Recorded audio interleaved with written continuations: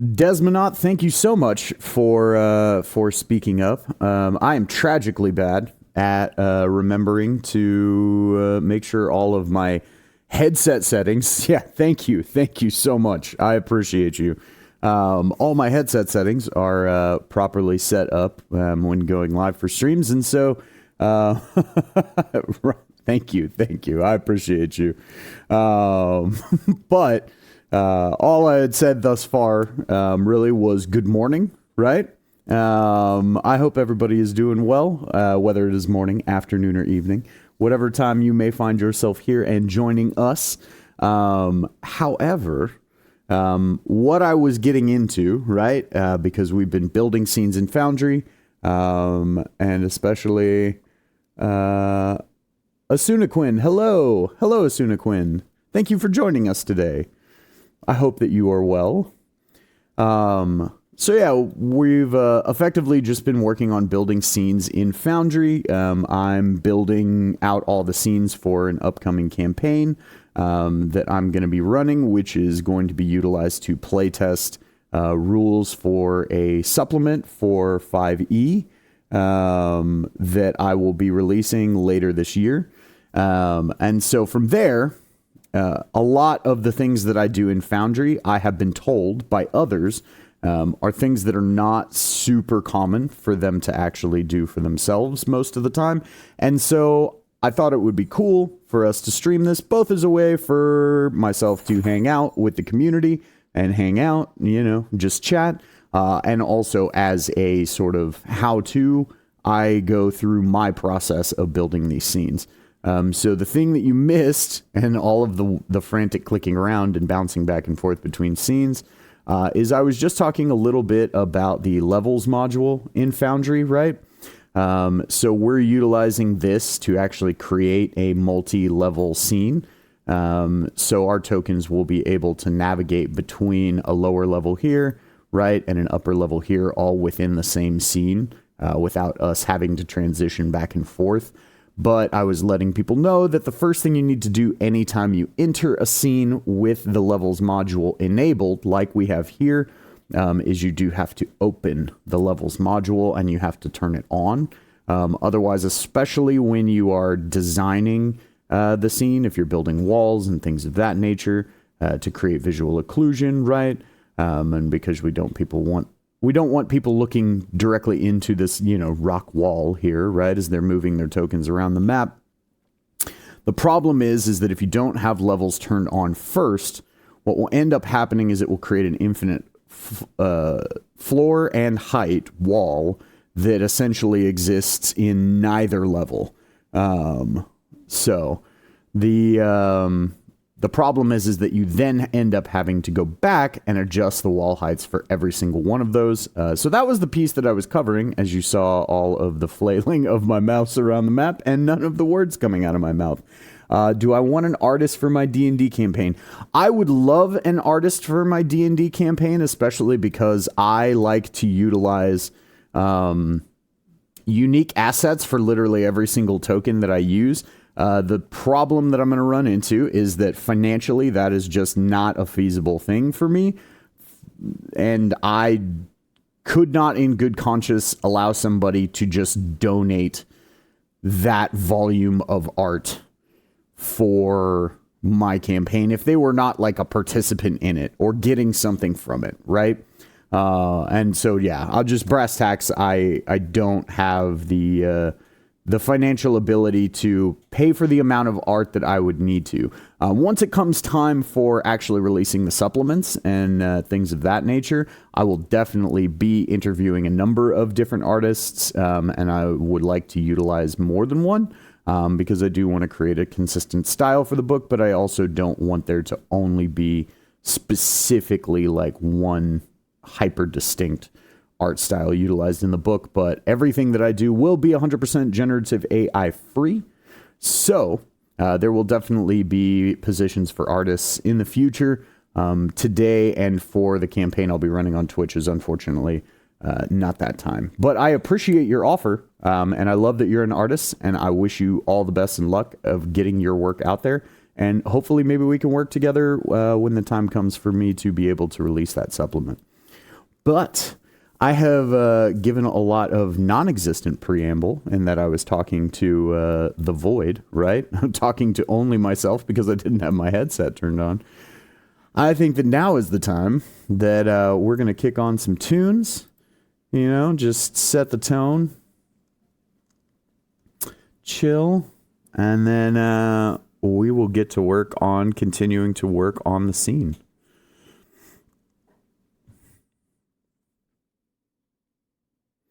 Also, Desmonot, thank you for being here. I see that you're a first-time chatter, so I appreciate you joining this morning. Let's see.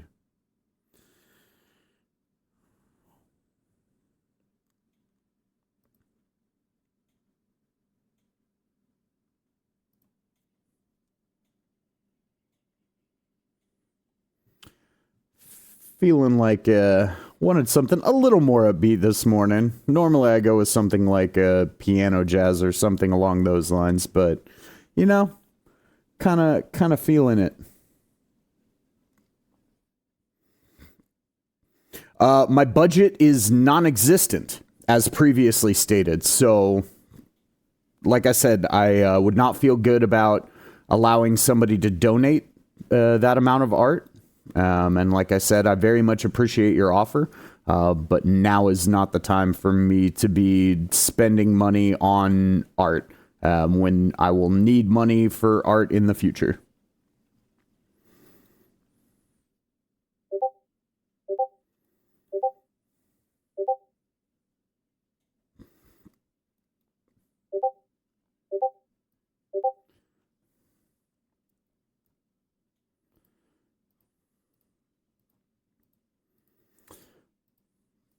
But yeah, so when we finished up last time, we kind of went over how I'm going to be handling these like little huts and things down here.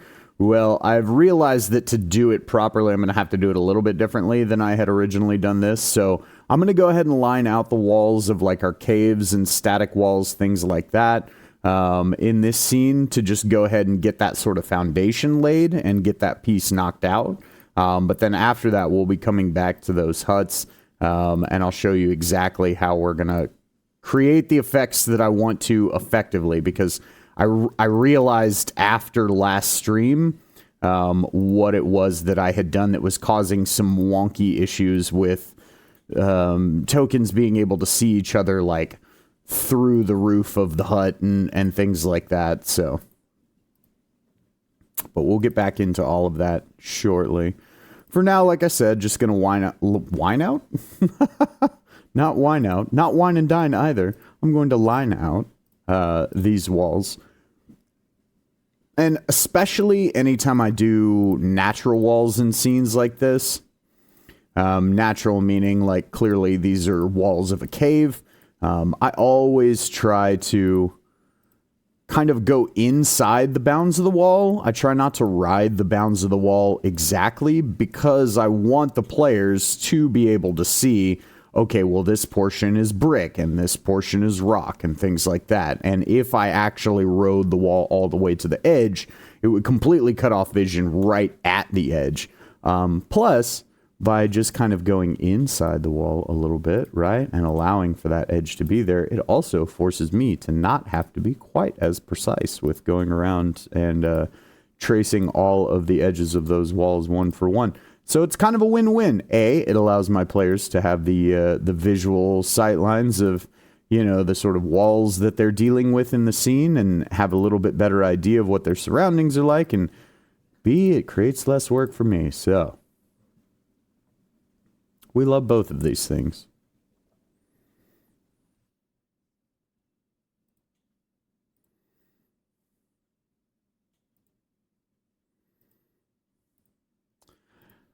And for most people who have utilized Foundry for a while, this piece is probably going to be old hat, but I'll just briefly mention it in case anybody is super new to Foundry and watching this video or watching this point in the video, hasn't watched any of the previous sort of hangout and scene building streams that we've done here. So by holding control when I start to put down these walls, that is what is going to allow me to create points that I can just drag to, right? So you'll notice each time I click, it just drops a point, and then I am able to continue on so that it all just makes one contiguous wall. So the other option that I would have for this, and this comes from Monk's Wall Enhancements, which is a module. I will mouse over it over there on the wall controls here in a moment once I'm done with this wall. But Monk's Wall Enhancements does actually provide a freehand drawing tool for you to draw your walls with, which at one point in time I utilized fairly heavily, and sometimes I still will if I'm doing something very particularly detailed. Like, for example,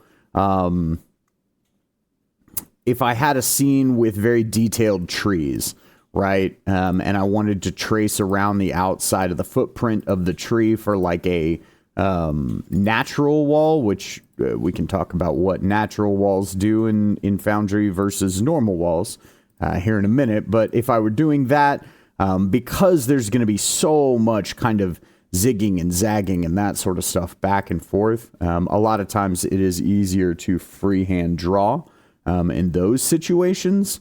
But with stuff like this, I actually find that just holding control and just continuing to drop the multiple points ends up being the fastest. I did line out all of these kinds of details with the freehand draw tool for a long time. And I realized that it was actually taking me a lot more time than it needed to do that. So I pretty much only use that freehand draw option for, like I said, very fine detail things. Like I said, situations like trees or bushes or something like that, where it's like I'm almost doing some amount of like feathering, if you will, with the walls. It's probably not the appropriate term for the thing that I'm actually doing with the walls in that situation, but I think it semi-illustrates the point that I'm attempting to.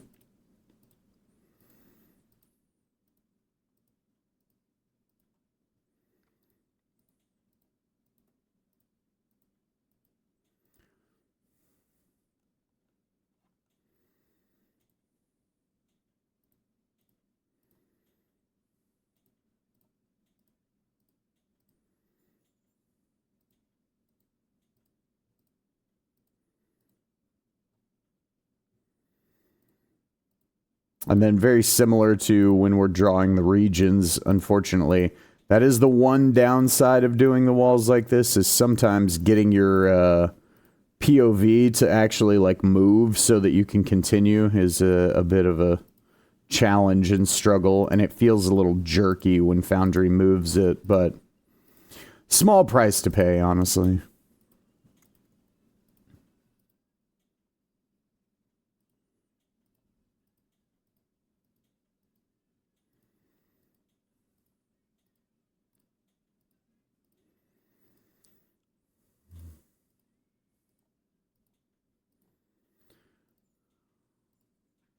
I would say the biggest issue that oftentimes it creates is it either wants to make you drag your POV way too far, or it doesn't drag it far enough.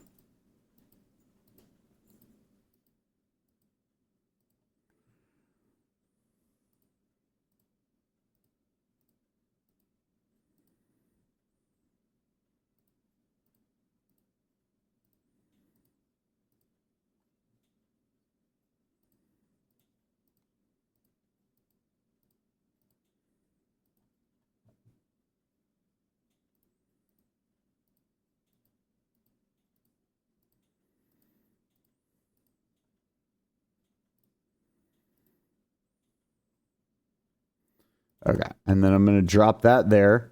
And then actually what I need to go ahead and do next is I'm actually going to come in here, and I should have done this first, to be perfectly honest, but I just realized that I haven't. And I'm also going to show this too because it works a little bit different than in a normal scene. when you're using the levels layer, and that's if you are you want to wall out your scene, because I always typically want my scene fully walled in, right?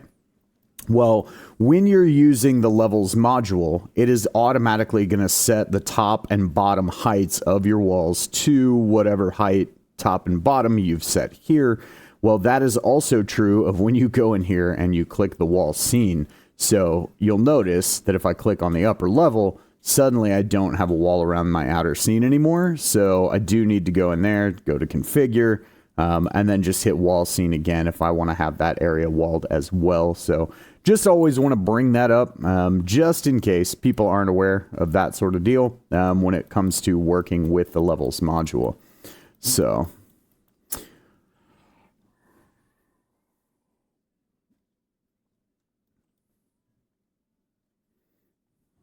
right, give me a moment to caffeinate.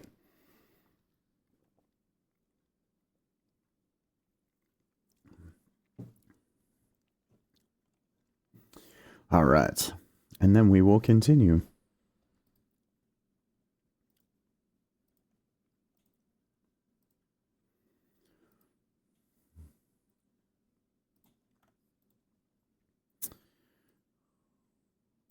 All right.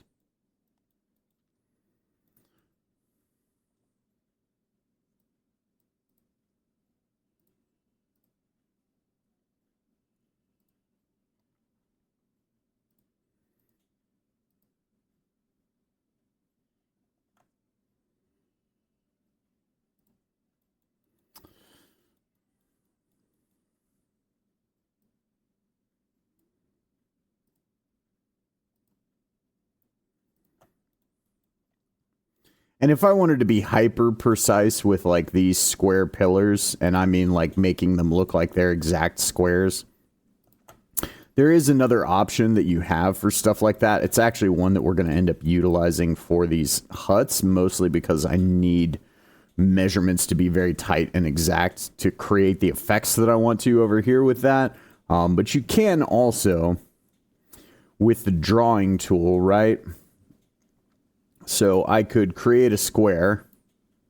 I could then turn said square, right, in whatever direction that I wanted. And then from there, I can double click on, and then, where is it here? There's like a thing inside of one of these that's like, just turn the whole thing into a wall.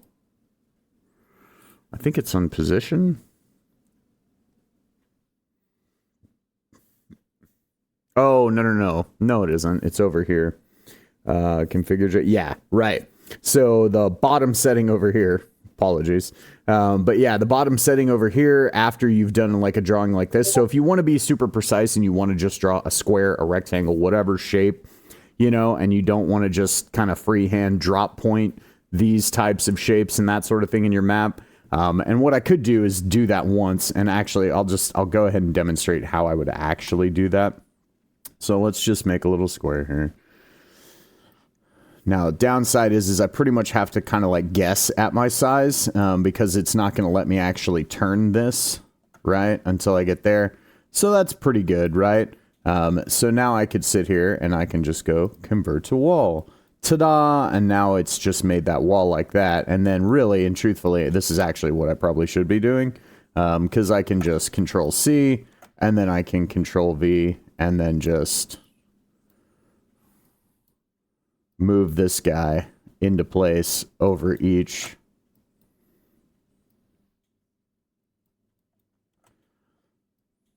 Oops.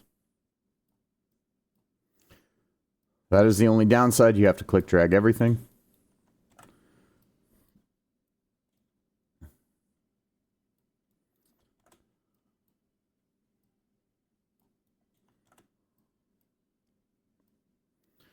So this is good for creating almost like a little wall stamp, right? That's going to let you very quickly put down all those walls like that.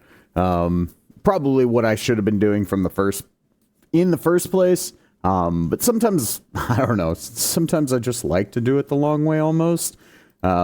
Just because I don't know. Like I said, there's something when it comes to like lining out these walls and these regions and things like that. I guess it's because at this point I've just spent so many hours doing it for so many different scenes and things like that, for different campaigns and all that jazz.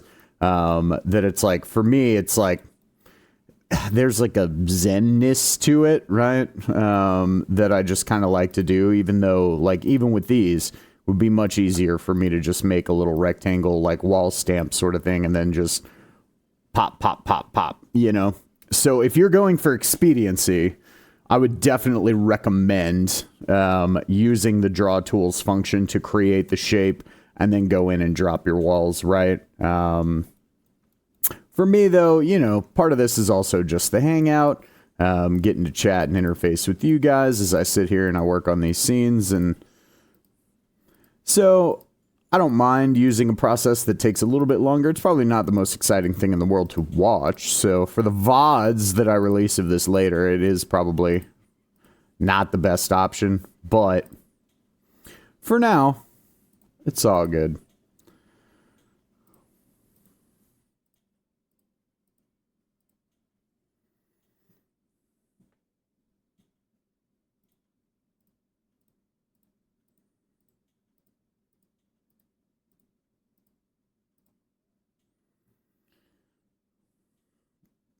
And then the other really nice part about the levels module. So there were a couple times on the previous scene, right? If you've been with us since the beginning of these sort of scene building streams, then there were a few times where I mentioned that, like, it would have been nice to have had the levels module because of the way that I was going to be handling some like overlapping pieces of things, be it regions or walls or that sort of stuff. Well, unfortunately, levels does not yet filter out regions. I'm hoping that maybe that's functionality that will come to the levels module eventually, but I don't know how much incentive there is for the Ripper 93, who is the module creator who created the wall height module, right, and the levels module that we're using here. I don't know how much incentive there is for him to actually do that or not, but hopefully maybe it will, to where the levels control will also auto filter our regions as well, because we've had regions as they exist now since V12, and in V13 they're still functioning essentially the same way. But that's why we can use, even when we are doing the regions, we can just filter by height when we go into that piece of it. But would be cool if we had something that was going to do that automatically for us. And thankfully, when you do dumb things like I just did there, because no one's immune to it when it comes to working with Foundry, unfortunately. Just because, and not because anyone's actually dumb, nor am I myself dumb. It's just Foundry in and of itself is very, very finagly. So thankfully, though, the walls tool has an undo button. I remember when it didn't have the undo button. Talk about features I was happy to see added. Please let me unexpletive my mistakes. Thank you.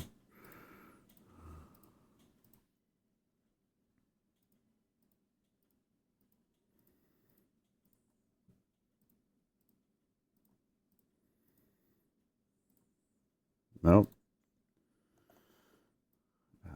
Okay. Yeah. And then we'll just pick up from there.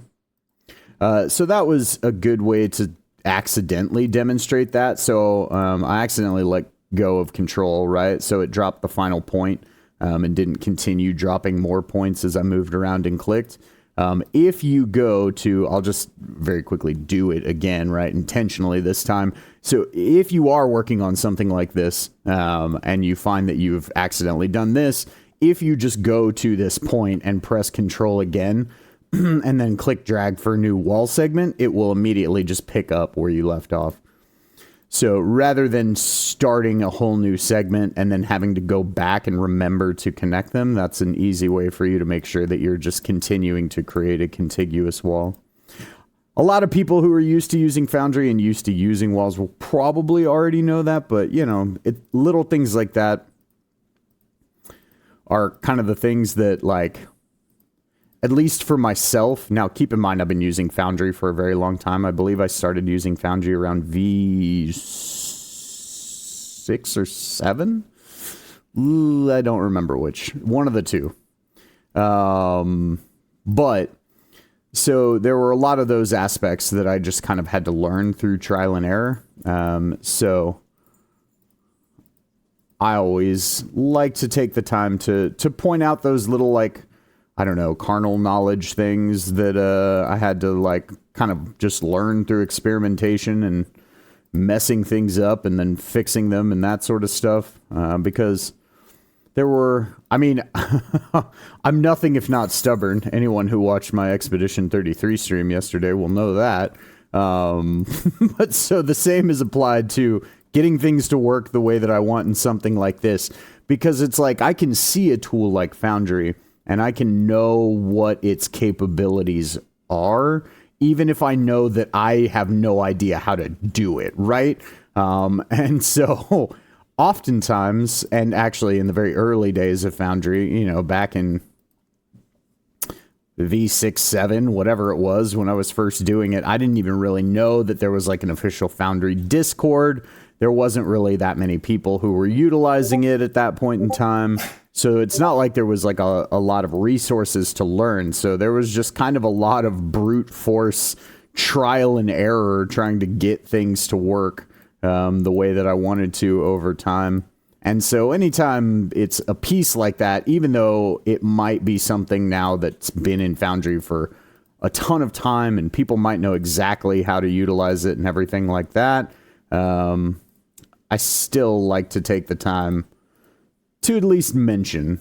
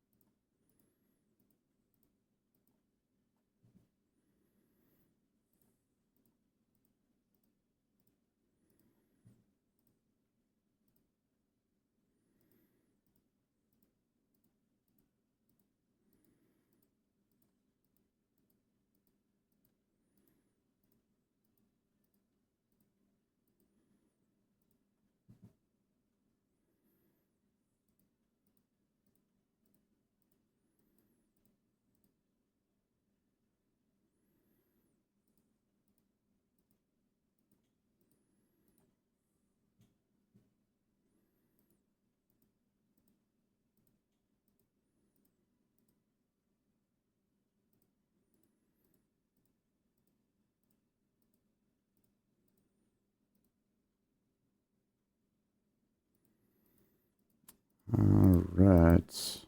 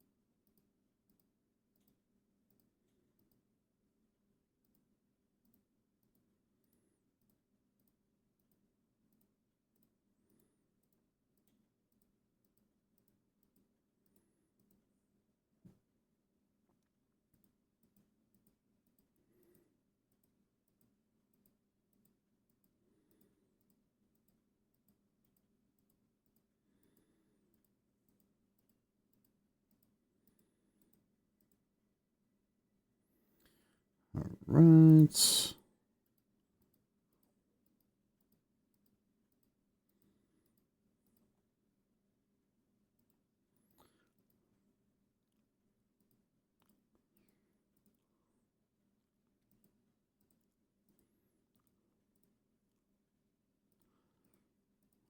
Alrighty.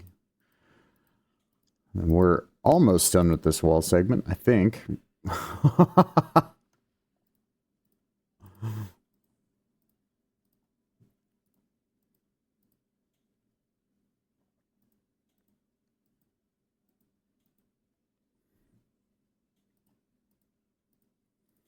But yeah, if you're here and you're hanging out with us, let me know your experiences with either D&D or Foundry, or of course, if you're ever here and there's something specific that you want to see demonstrated in Foundry, or even just in the like campaign prep process. Like, always feel free to, to speak up and ask. I'm always happy to like cover any part of my processes as part of these types of little things. The main reason I've kind of focused on Foundry is because of how, I guess I'll say, like,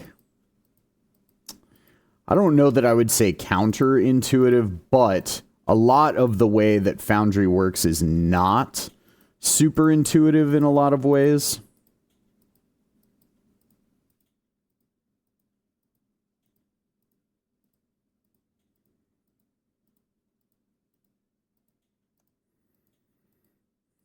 And so, I guess long story short is like, when I first started working with Foundry, I wish there had been more resources for me to be able to actually like dig into, to be able to learn more about, how to utilize the tools properly, or even like how to just go about creating basic portions of a scene. Cause yeah, I mean, I think the very first Foundry instance that I had, like, and I don't remember what exactly it was that caused me to do this, but I ended up creating, it was like my 4th or 5th campaign world in Foundry. Campaign worlds just kind of being an instance of a specific game, right? That you create in Foundry with one set of maps and tokens and player logins and all that sort of stuff. But it was like, for some reason, and I can't remember why, there are so many things that they've improved so drastically in Foundry from when I first started using it. And some of the headaches with Foundry in the early days were so bad that I think part of my subconscious has just blocked them out. No, not really. It's not like they were like traumatic or anything, but oh man, some of the stuff with Foundry in the early days was rough. But in any case, I think it was like my 4th or 5th campaign world in Foundry that I had created before I finally was able to like actually proceed and start actually creating scenes in the campaign world and everything like that. And then a lot of interesting processes have kind of come about from deciding to utilize Foundry for my preferred medium of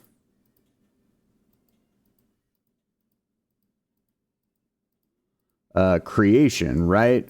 For my campaigns and things of that nature. There was a long time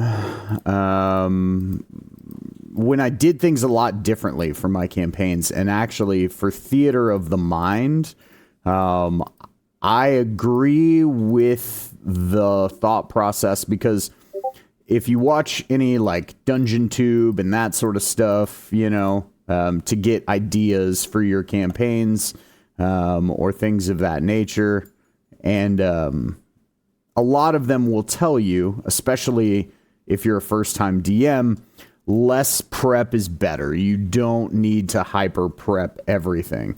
I would say that it solely comes down to stylistically, how you tend to handle things. If you are a person who, like, if you are a person with like a day planner who like meticulously plans out your day, and you know that you are going to lunch at exactly this time and blah blah blah, like if you're that person, you should probably do more campaign prep, because running it off the cuff is probably just going to be an anxiety inducing mess for you, and nobody wants to do that to themselves. I say that because I have friends who are that person, and that is how they prep for their campaigns, and that is the way that they kind of have to. Come on, just connect. Could we not?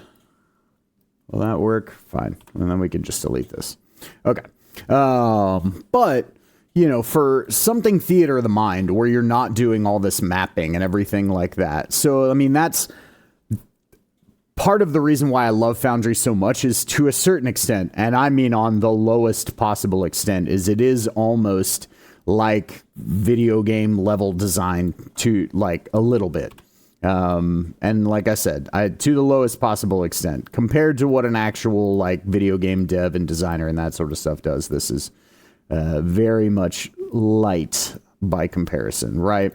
But it allows you to add a little bit of that aspect and feel to your D&D games, which is something that I really actually kind of love, right? And it's always kind of been the interactability or the interactive nature that I've always like kind of wished that I had the ability to have, like when I was running my games.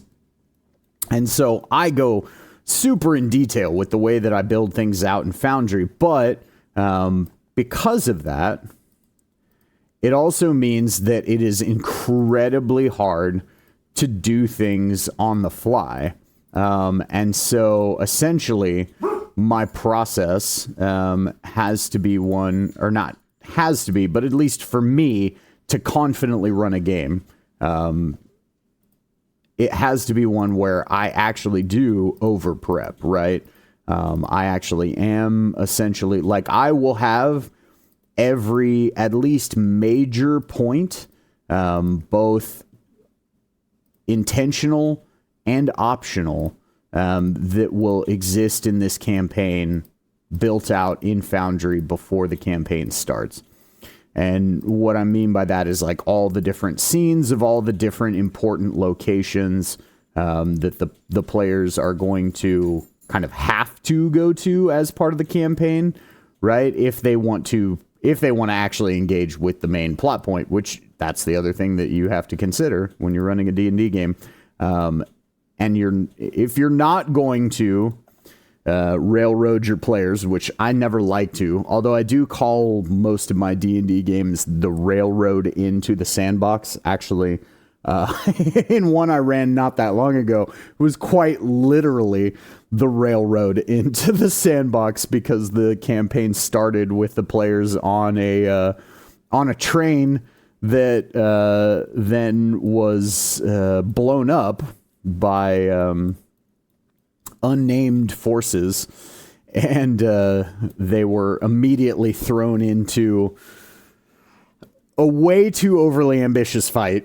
I way over designed that encounter. That's a whole other conversation for a different time. But in any case, long story short is I tend to start things off very linearly. Like, the players are here because X. Like, all my expectation is that I'm going to give my players, like, you're going to make a character that is going to X for Y. You get to come up with all the reasons why, all the everything like that, all their motivations for doing so and everything. But I like to give a focus point to my players prior to character creation so that they can actually create their characters with that in mind. Also because I feel like it just helps create a little more internal consistency, and also gets past, like, I'll be honest, it's a trope for a reason, because it's kind of fun and cute sometimes, but you also have to keep in mind that it's like, for myself, I've been playing D&D since I was 12. I've been DMing D&D since I was 12. Not well, mind you, but I've been DMing D&D since I was 12 years old.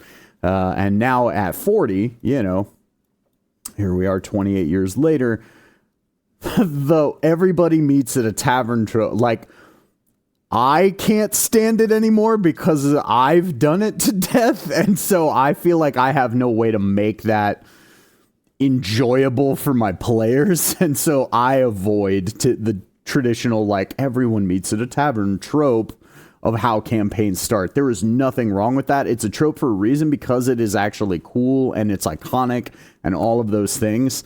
And as a player, because I've actually gotten to play so little D&D as a player throughout my life, I actually love that trope. I love when, you know, all of our characters meet in a tavern. I don't know why I'm taking the time to pull this token out of this thing. So I think I have finished up. Let me go back to my walls thing here, because I'm talking about like 15 different things at once. Yeah. Okay. So I have finished up all the walls that I essentially want to span the entirety of the height of this level, right? So essentially all of these walls that I've lined out here, and that's usually my process, is to do that first. Every wall that's going to encompass the entirety of the height of the scene that I essentially don't want any visual ability for players to see past, because these are all like, this is just rock, right? Because these are cave networks and things like that. I line all of those out first, and then I get into, because the next thing we're going to start working on is all the nitty gritty of all of these little houses and things down here, right? And we are very much going to be utilizing a sort of template functionality to make these happen for us. That's going to make life way easier for us. But the first thing I need to do is a couple things. I have 2 invisible tiles sitting here that I need to blow up. We will be bringing those back here in a moment. But I want to start this process. I could have utilized one of the ones that was already there, but I kind of want to start this process from the beginning so that people can see all of it. Because I do feel like order of operations here is going to be kind of important to achieve the ended effect that I'm looking to achieve. So essentially, what I'm looking to achieve with each one of these huts here, right, is the ability for the hut to essentially, and, you know, keep in mind I'm air quoting here, right, for the hut to have a floor, a roof, and 4 walls, and a door and a window, right? At least one window, maybe more. That we can kind of finagle and play with, right? And I'll show everybody how we're able to kind of mess with that. We're going to put down kind of all of our templates first, and then we'll go back and we'll make modifications. So in any case, to achieve that, essentially the first thing that I need to do, and what I mean by floor is I essentially am going to create an invisible tile, right? And if you were here for the end of last stream, you'll kind of know what I'm talking about. And it's the exact same thing that we did last time. But I'm going to show how we're going to take the information from that invisible tile and let that inform the walls that we're going to create for the building, so that we can make sure everything lines up as seamlessly as possible, so that we don't have weird gaps where, like, you know, people are seeing through the floor of this hut and that sort of stuff. Now, would they potentially be able to see through the floor and that sort of stuff? Maybe partially, but to achieve the intended effect that I want the huts to have an actual solid floor.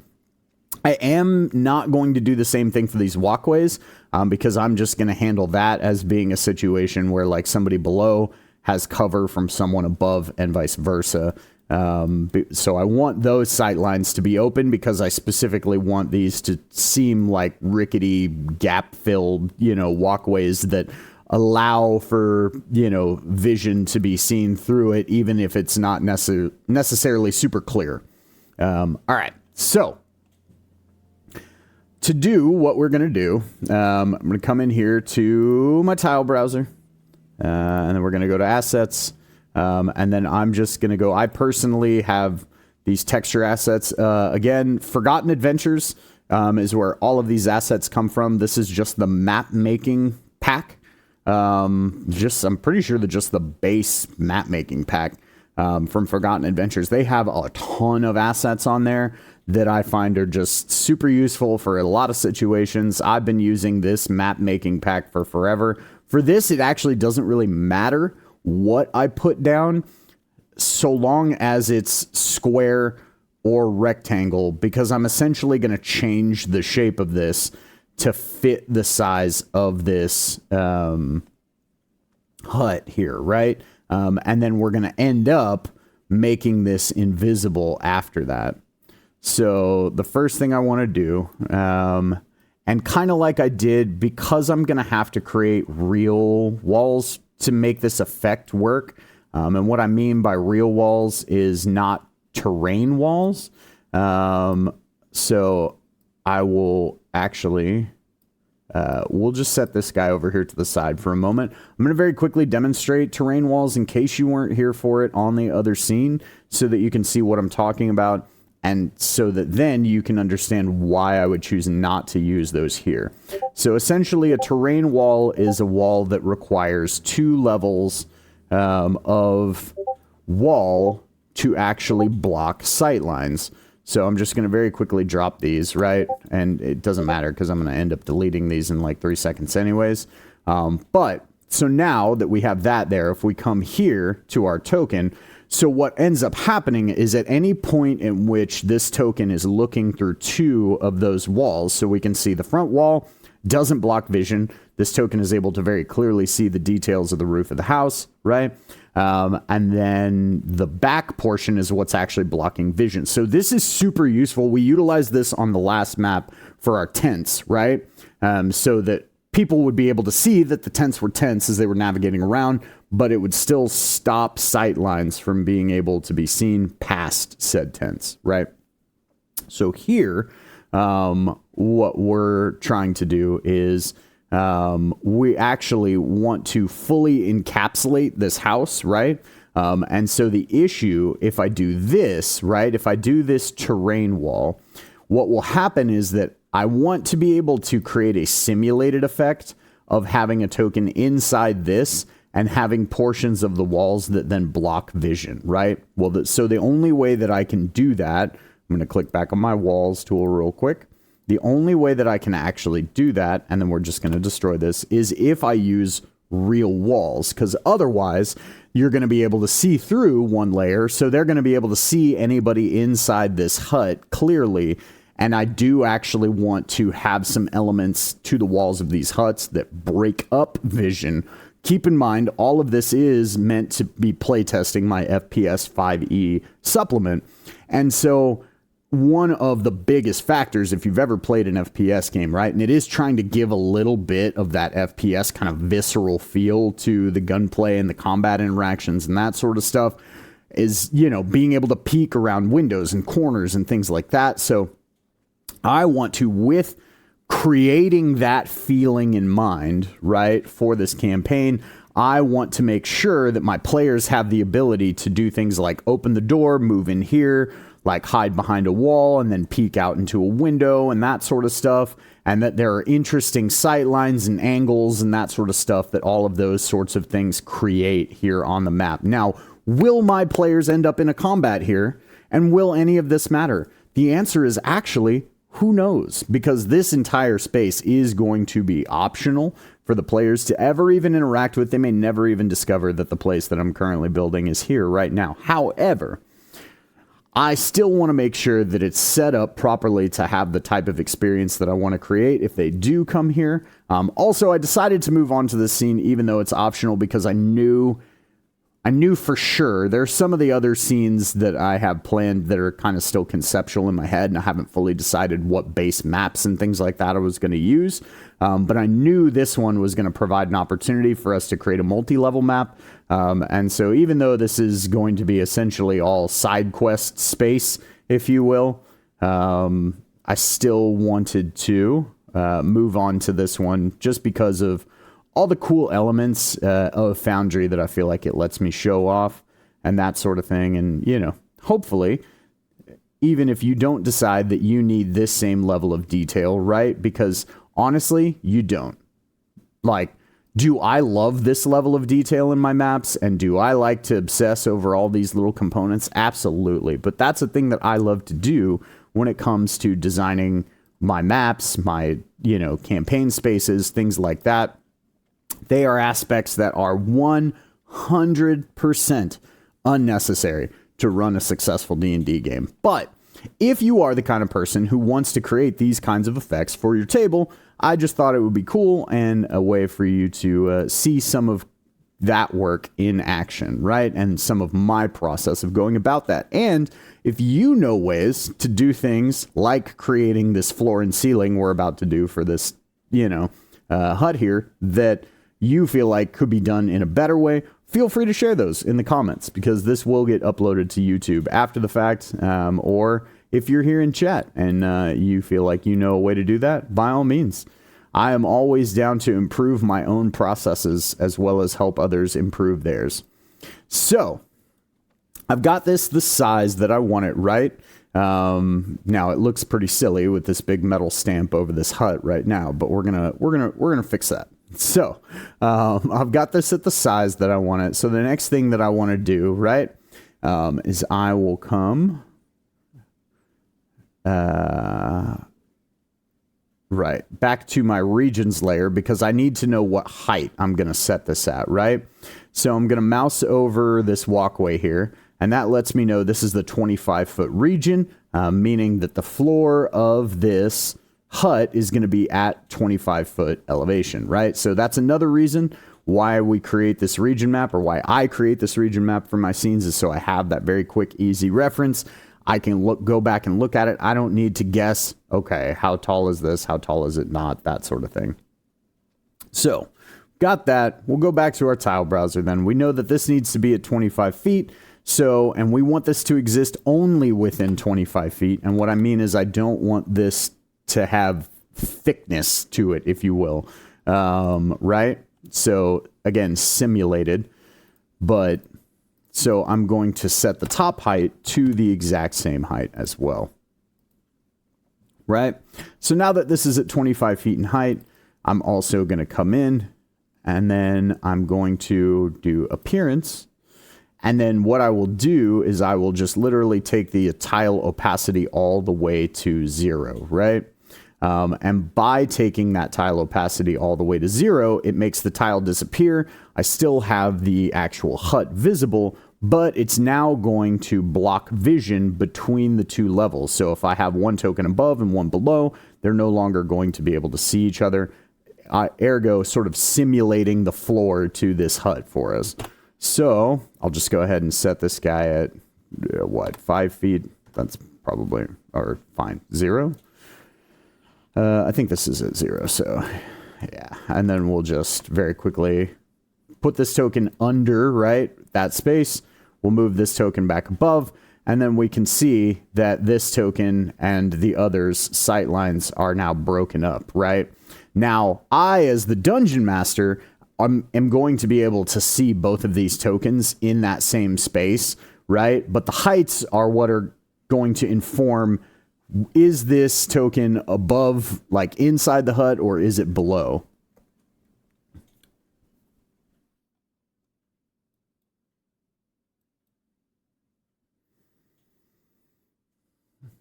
So the next thing I want to do, we will come back to this tile controls, right? And I'm going to select this tile. So here's why doing this tile first was important. So the first thing I'm going to do is I'm going to come in here, and then what I actually want to look at is the exact dimensions of my tile. So I've got 436 by 273. Now, I'm going to show you why that's going to be important as well as we come over here to the drawing tool, right? So this is where we get into, and I'm just going to set this guy to the side over here. So I have it available for myself as a reference for those heights. And then I'm just going to very quickly draw a rectangle, right? And then I'm going to come in here, and then I'm going to use this to match the pixels, right, of the two pieces, so that way I can actually get the floor, air quotes, floor, and walls to line up seamlessly. And so I will set that as my size, and then from there, just hit enter, bam, my size has been adjusted appropriately. So I can now take and set this over. And this is where, for a moment, I'm going to click back and forth between these two spaces. And it does look like that's pretty well lined up. It looks like maybe I need to move it up and to the left just a slight bit. So we'll go ahead and grab that again, ever so slightly. And if I really want to get, and actually I am going to get this neurotic with it. So the other thing that you can see here is coordinates, right? So I can exactly copy the coordinates to get this to line up, right? So again, I'll hit enter. Part of the modules that I'm using extend the menu beyond the point where I can see the update tile button. So that won't actually be a problem for a lot of people. Part of some of the things that end up getting filtered out like that on my own personal instance is because my main monitor that I utilize for my stream is 256 or 2560 by 1080. And so because it's an ultra wide, that does some wonky things to Foundry sometimes. If you're on any, normal 1080p, 2K, 4K, etc. monitor, you should be fine. And you probably won't experience that same thing. The other thing too is if you're running an instanced version of Foundry on something like the Forge, where they're hosting it remotely for you and you're not running it off your own computer. Because keep in mind, when your players connect to your Foundry server, if you are running it on your own localized desktop, that does mean that they are actively connecting to your computer for that. So that's actually another reason why I'm trying to get all of this campaign prep done, because I have recently found out that I need to update the network card in my tower because I have 5 gig internet, but my network card will only handle 2. And I don't know that once I have everybody connected to my Foundry instance, and I'm also trying to stream at the same time, it'll have problems, but I would just like to kibosh that before it becomes an issue. In any case, now that I have this drawing positioned at an identical space to our tile controls here, right? I am now going to plot out, it's a wall. And then we're going to change the heights on this. So I really only want this to be 10 feet, right? 10 feet tall, this hut. So we know that the floor is at 25 feet. So 10 feet is going to put the ceiling at 35. So we'll use our wiki mass edit. So Shift E, if you're using the wiki mass edit module, to pull that up. And then we can just very easily come in here, 35 feet for the top, 25 feet for the bottom, apply. Haha. All right. And now I will go ahead and come back to this. I'm going to grab this tile because I essentially want an identical copy of this tile, right? I don't need to change anything other than its height. So I'm going to Control C, right? We copied it, and then I'm going to Control V. Bam. And then for this, I'm going to go ahead and same thing. I'm just going to 1-for-1 my pixels, right?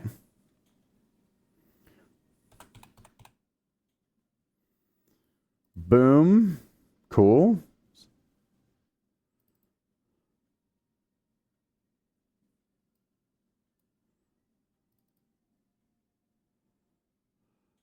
What did I... Oh, okay. I didn't 1-for-1. I don't know how I turned a 2 into a 4 in my head. But yeah, there we go. And now I have 2 tiles sitting here that are both identical in the exact same elevation. So it actually doesn't matter which one of these I shift.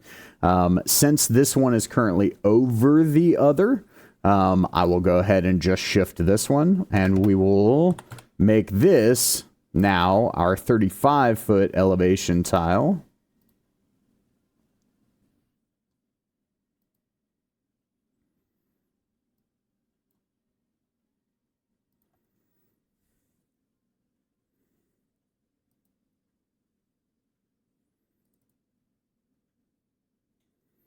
And then occlusion mode, I want to do token field of vision. So that's something I should have set on this other one first, right? So I'm going to come back in here, and I'm going to do, that's the piece that's missing off that other tile. Well, why? Okay. We'll get into that in a second. Yeah, top height is going to be, oh, so this one didn't set properly. So usually when you copy and paste, it'll keep the same height, top and bottom. Clearly it didn't. It reset it to the... so that's a new interaction with the levels module in V13. So keep in mind, like I said, last time I was designing in this way, it was V12. And so there are going to be some adjustments to my process. So this lets me know that whatever the new tile is that I'm creating, I need to set its height parameters before I pixel perfect it into place, so to speak. So from here then, we're going to make this 25 also. And then I do also want to go ahead and set this to token field of vision. Bam, update it. And then now we'll, like I said, now we'll pixel perfect this guy into place. And then levels, yeah, this one is, yeah, 35. So now this gives me the levels option. So yeah, we're going to 35 here. And then, so you'll probably notice that there's lots of times where I'll make one change in a menu like this, and then I'll do update tile, and then I'll reopen it. Part of that is like kind of almost like a nervous habit from older iterations of Foundry, because there were older iterations of Foundry that were very bad about letting you, like on each of these tabs, for example. Clearly, V13 doesn't do this, but it's just like I'm so used to it from older versions. So like what would happen if I edited information here, went here, edited information here, edited information here, edited information here, and then hit update tile, it would only update the aspects of that tile or whatever item you were using, right? If it's anything that has multiple tabs for you to edit in, it would only update the aspects that were on the final whatever like tab you were on when you hit update tile, and everything else would revert back to exactly the way that it was before. And so you would do all this stuff and you would hit update tile, and then you would have to come back in, and then you would have to do this piece again, and then you would have to do update tile, and then I would come in here and then I would do this and then update tile, and then I would come in here and do this and update. And so there's like a portion of my brain that's like now just programmed to do that with Foundry. So if you see me doing that, that's why.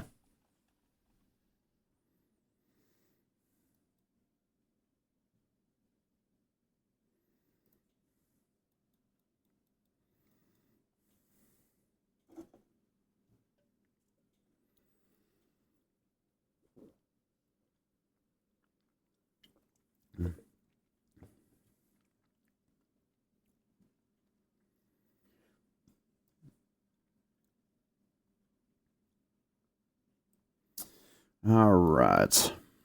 So now that we have got all of this in place, the effect that this has now achieved for us, right, is I'm going to take this token. I'm going to manually just set its height to 35 feet so we can kind of see here. Boom. Nope, 35. Thank you. So now we can see this token is now on the roof. Meanwhile, our other token is here inside, and they are not actually able to see one another. So that is the effect that we were looking for. Now it's going to let me, where is it here? Where's the let me move? Here we go. So that'll let me move it through the wall. And so now you can see why. And the wall heights are handling the angles for us of being able to like see at certain heights and things like that here. So now we can see, you can still see the edges of this. And if a token gets far enough back that they were able to see, wait, why did that go to 20? Okay. Something's overlapping there that I don't want. So let's look at our region controls. I'm actually kind of glad that that just happened. I'm going to put this back at 25 and see if it happens again and see where it happens. Yeah, right here. Okay, so where... I think it's probably from these rocks right back here. So I just need to create a hole in that region. Yeah, 100%. It's this.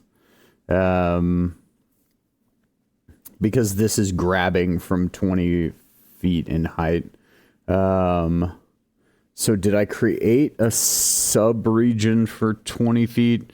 It's probably not going to be that important, so I'm actually just going to take this, and we'll just make a hole to get rid of it adjusting height along. So I'll go slightly outside the bounds here.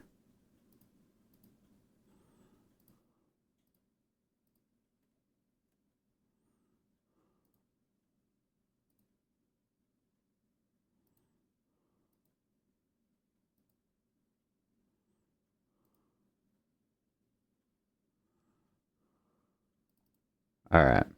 And now that we've created that new shape, should be the most recent shape, which is always going to show up at the bottom. We'll make a hole. Bam. That'll take that out of there for us. So now we shouldn't have that issue here. So let's go ahead and adjust this to 25. Awesome.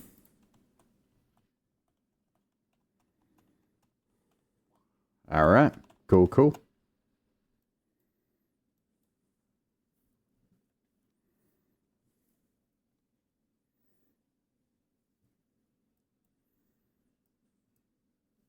All right, so now we can get into adding some details to this, right?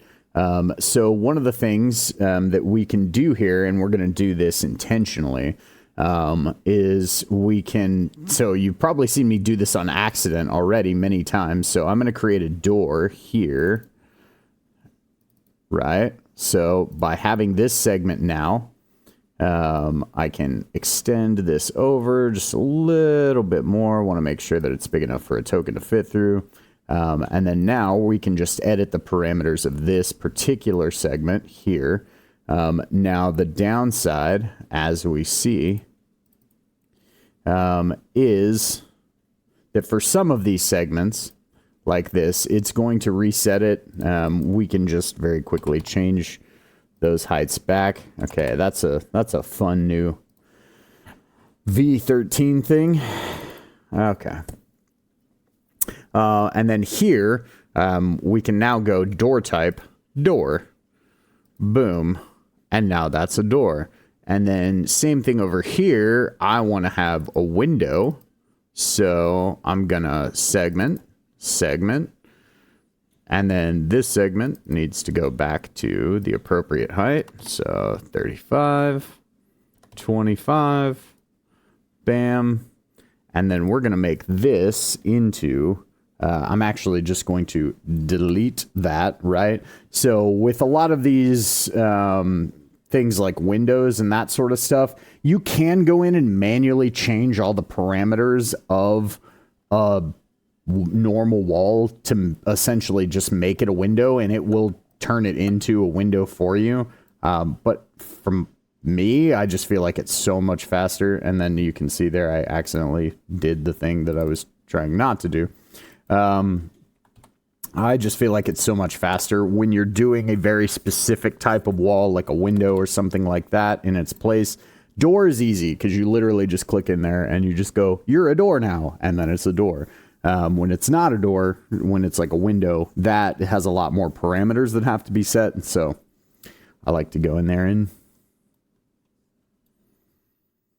set those a little easier by just deleting and re-adding. And so now we have token on the roof here. And so now we've appropriately created all the effects that we were looking for. We have token on the roof. And then we have, let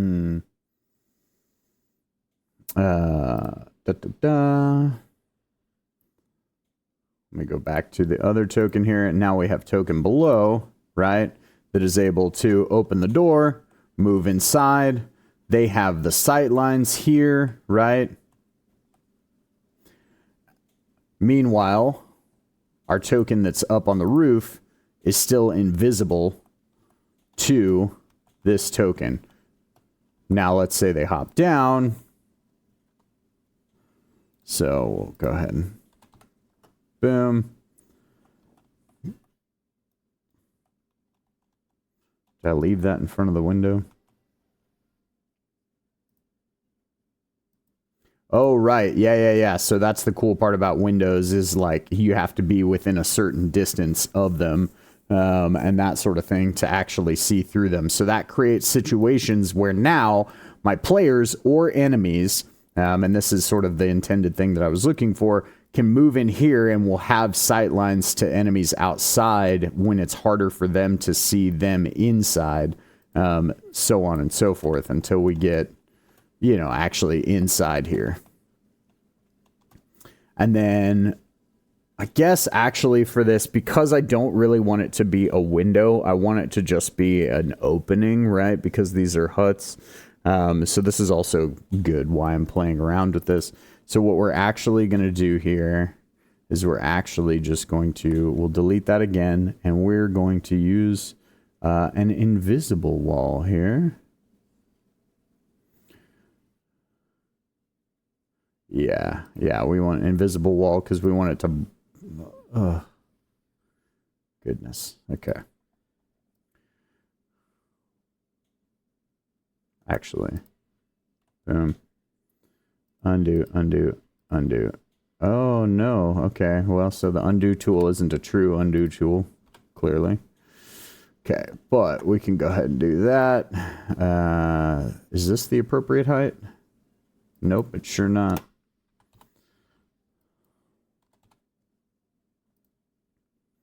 Okay, and then we'll make this one the appropriate height as well.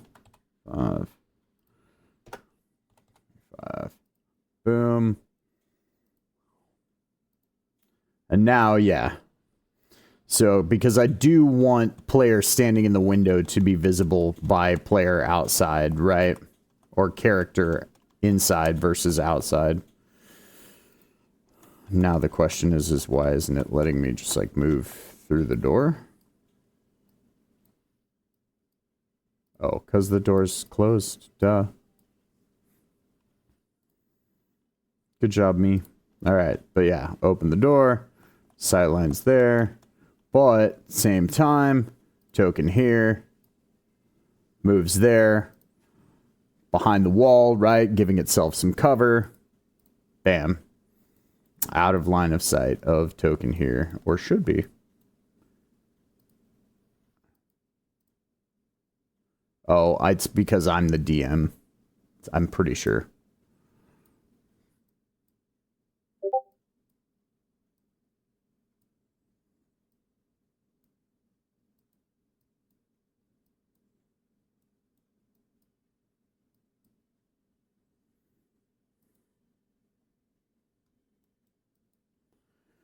Okay. Something's wonky with this wall.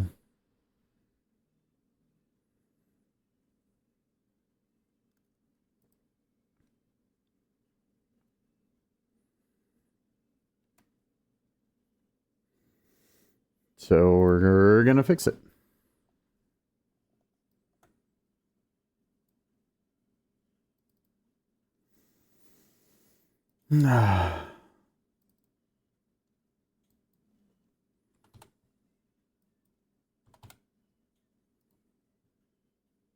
All right.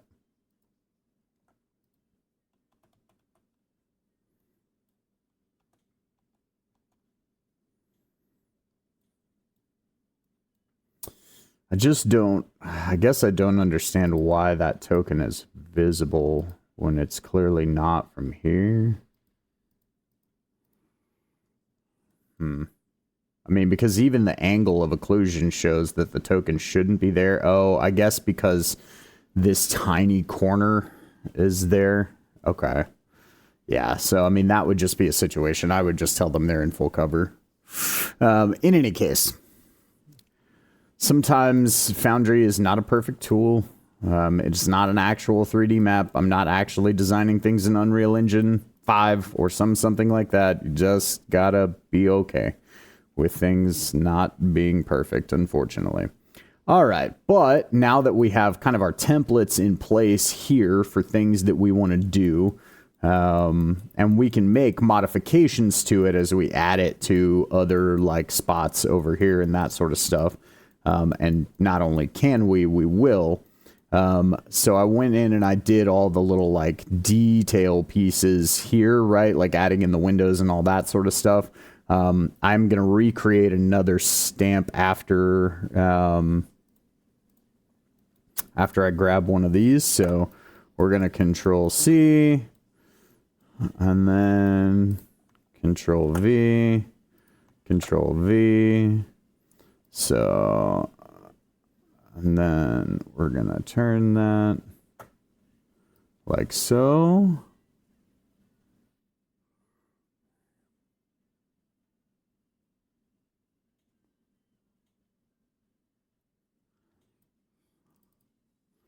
And then same thing here, elevation, 25,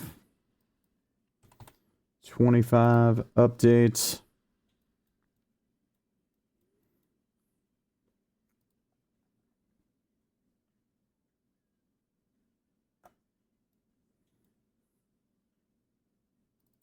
All right, and this one I'm just going to set my height first.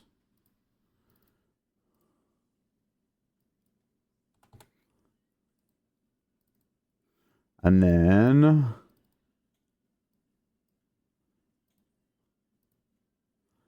I want to pixel perfect this one over the other, so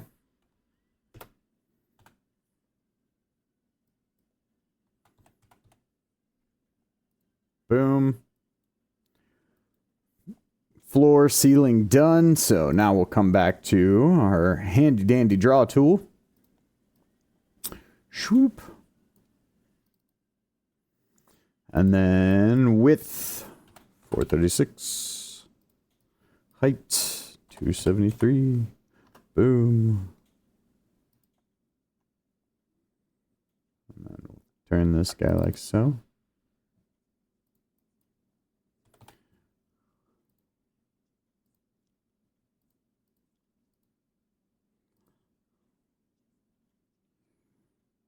No, height top, we want 35. And then the elevation, we want at 25. And then we're going to convert that to a wall. Okay, well.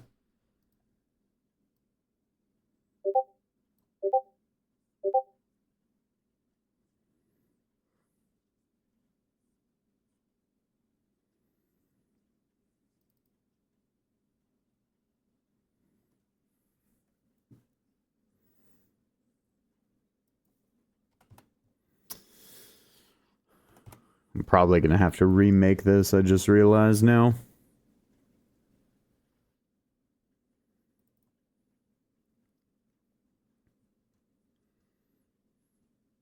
Yeah, unfortunately. Okay. So yeah, just do that, and we'll try this one more time.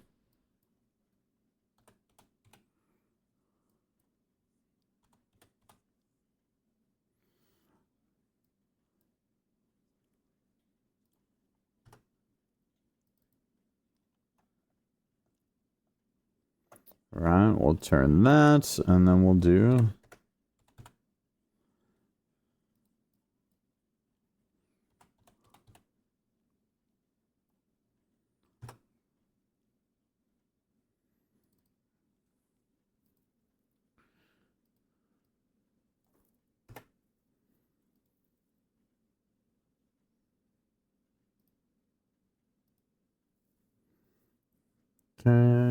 that. And then we're just going to make you walls.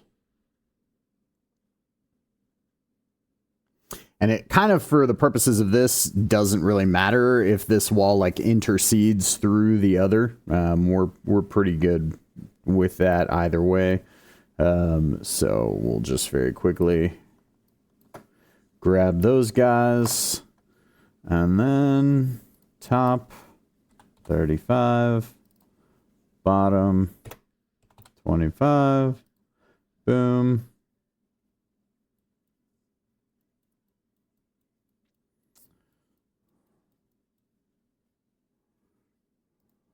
And then I believe we still have, yep, we do.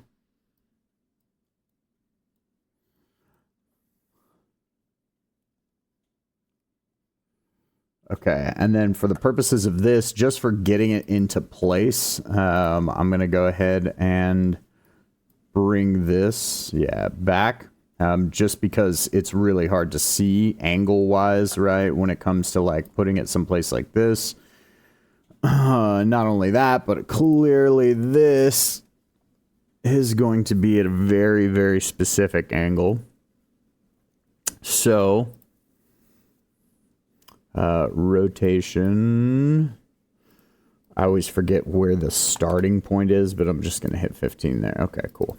So I actually didn't go 285.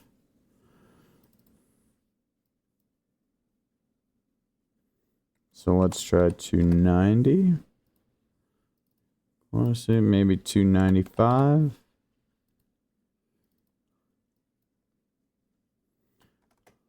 Okay, well, 300 is where we were at, and that's too much. So 295 feels like it's, also too much. Okay, so let's go 297. All right, I think that's about as close as we're going to get it there. Crazy. Okay.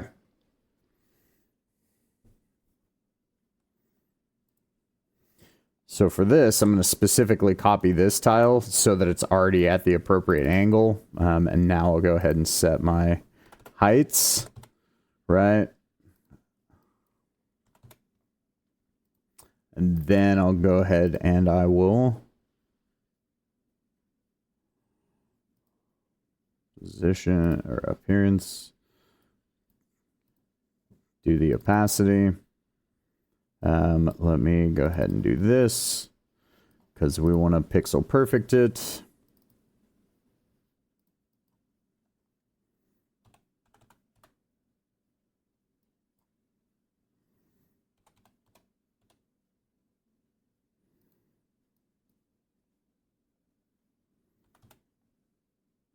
This will be the roof.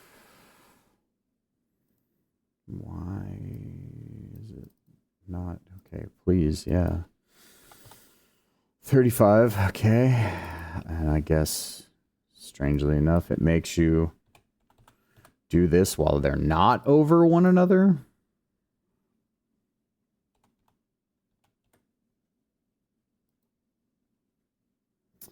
Right, and then appearance. Boom. Okay.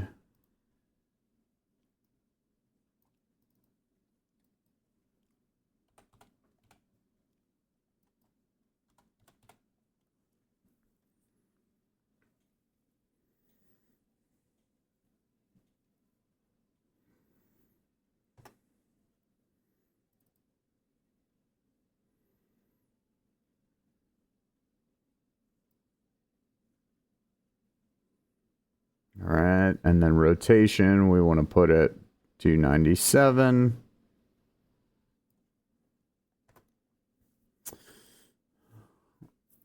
And then can drop it into place.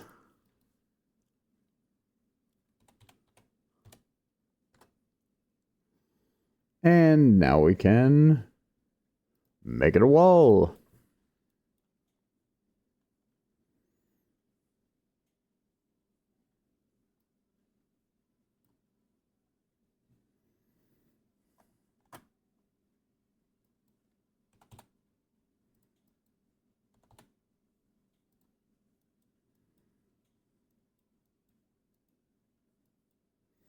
All right, I'm going to go back to my tile.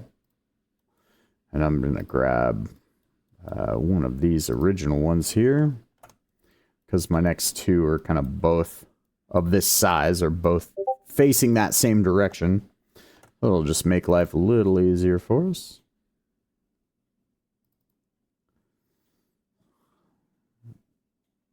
Okay, I can close you. Elevation 25, 25 to make our floor. Drop this guy into place over here.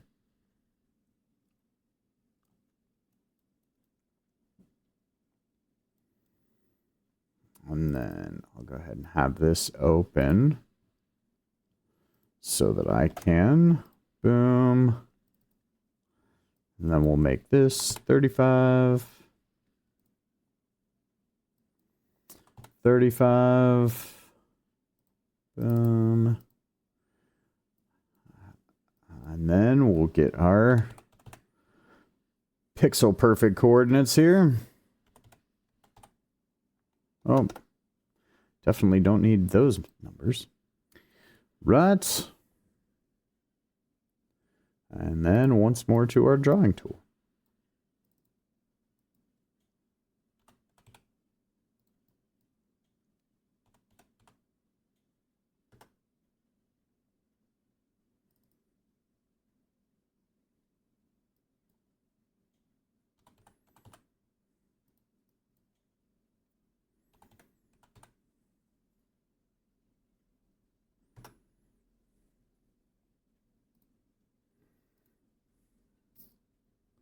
All right. Then we'll go ahead and 35 and 25. Apply.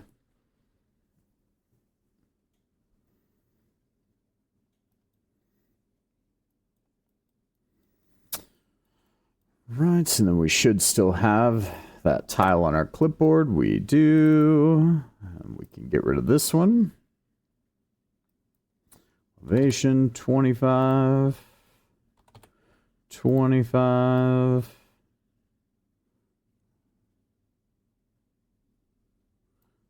Drop that into place.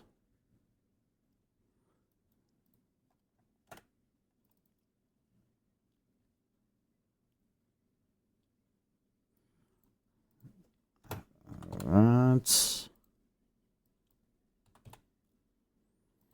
Boom. And then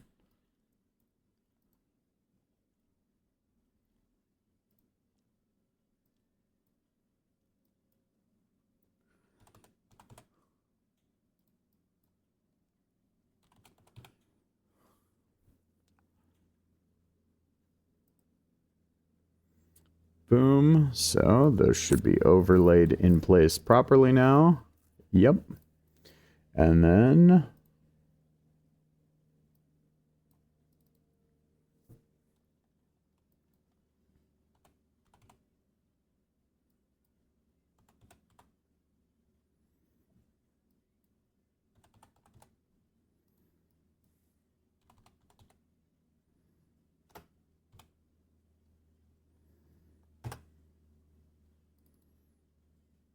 okay. That's a wonderful example of, like, I have no idea why these parameters didn't update when that was on the same tab, but right.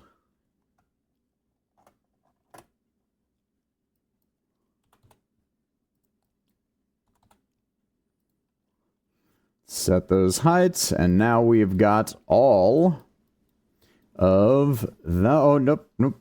One more right over here. Sneaky snart. Trying to hide over here.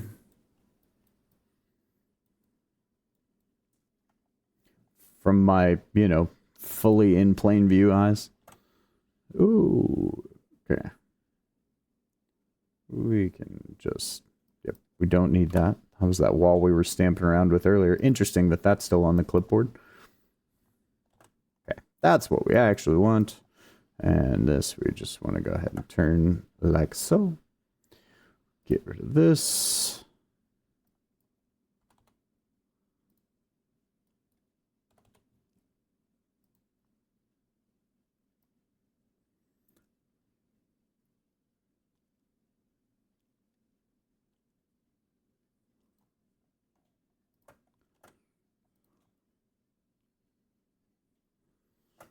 And because I'm putting this at a straight angle, I don't really need to make the tile visible again to shift it around. Like, once it gets to this size, I know that I've got it in the right position. So, right. And then I want this open so that we can use that for our positioning. And then this will be 35. Updates. And then position.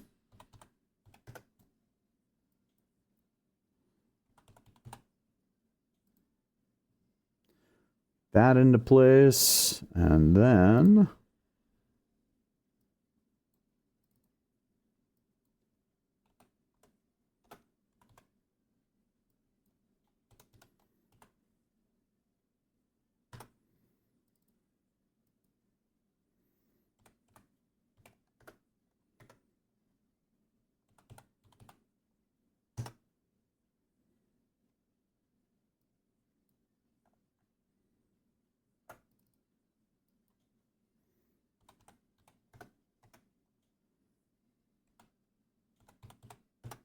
there we go. And now you're a wall.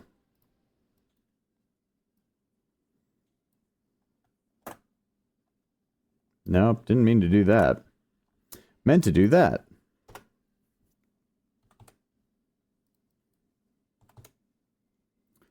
Ta-da! All right, so now we have all of those guys. At least our base template lined out. We'll go back and we'll add doors, windows, details, that sort of stuff for all of our sightlines. So now the next challenge is going to be doing all these little square guys in pretty much the exact same fashion, just with a slightly different shape. So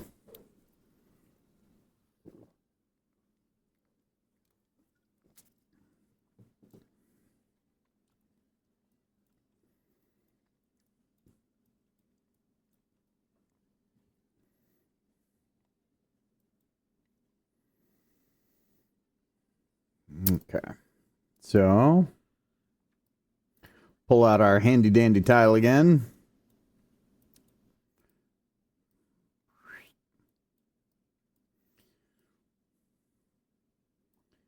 And I mean, really and truthfully, you could do this with anything, any square image, or, well, any even just like basically rectangular image will do.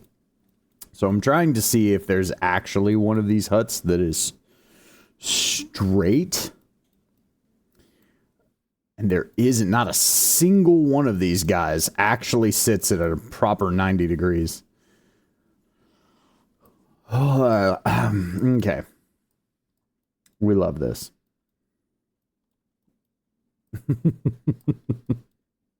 Of course they don't. So do this. That's, man, the wrong angle. Do I have anything that does sit at that angle, though?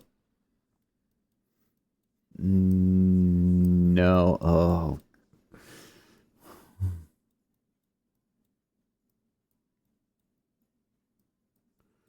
No way. You've got to be kidding me. None of these sit at even like a just a normal rotatable angle. Not a single one. Of course they don't.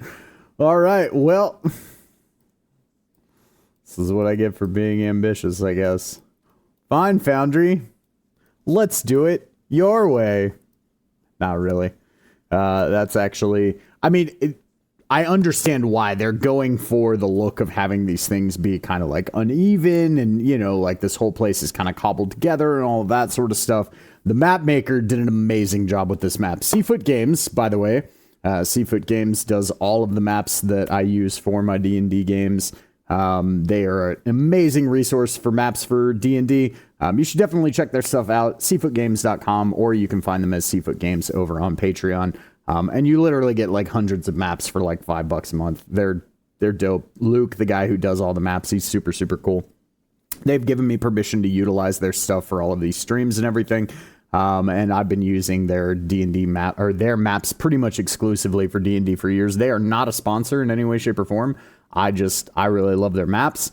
And so I just always try to give them a shout out on these streams because I think that they deserve it. Because Luke works very hard on these maps. All right, so let's figure out what angle this needs to be at. Okay.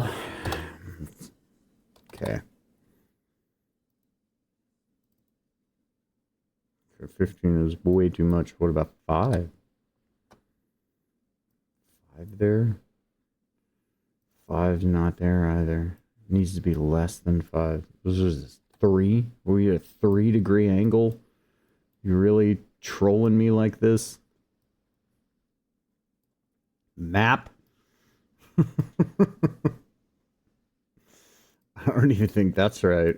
Does it need to be more or less? I think it needs to be less. 2? No, it needs to be more. Okay. So is this not at a pixel perfect angle? That's the question. Might not be at a pixel perfect angle.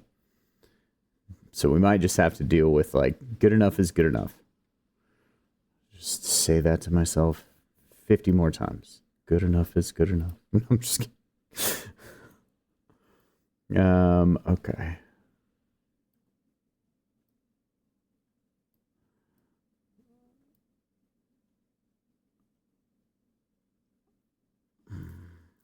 The sizing. Adjusting the size when something's at an angle like this is always a pain because you can't really see the size and the way that you're adjusting it. And I don't want to, I don't want to overlap too much of, because I want the outer, perimeter of this hut to be something that's visible, right? Okay. I think that's about as good as we're gonna get here. All right. Hiya. Okay.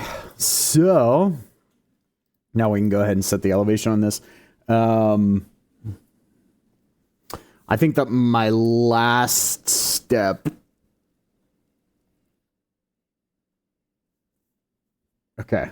I'm gonna slightly vary my process here a little bit for these. I'm gonna do all my floors first because unfortunately I need to be able to see all these tiles to get them at the appropriate angles, and then I can make them invisible after that.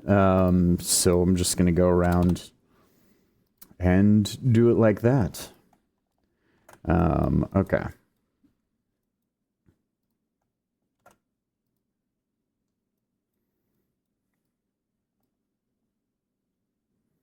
Okay, let's at least get you close. This is the closest we can get you. But you're still not right. And what if I put you at 18? Okay, that looks good. Can deal with that. All right. 18 degrees it is. Right, and then we'll set our elevation again.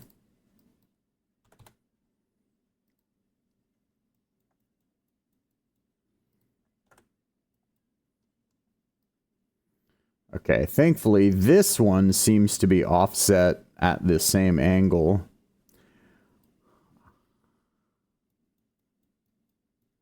Maybe this one across the way, too. I'm going to set the heights of these as I do each. And then I will go back and I will do the roofs for each as well. Cool, yeah, that one does look like it's basically the same. So, ta-da. And then we want to put that at 25 feet here again. Are you rocking the suburbs?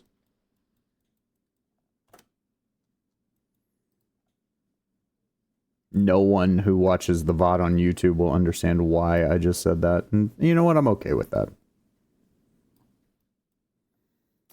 No one who watches the VOD after the fact in any form will understand why I said that, but that's all right. Okay. This is... Yeah. Okay.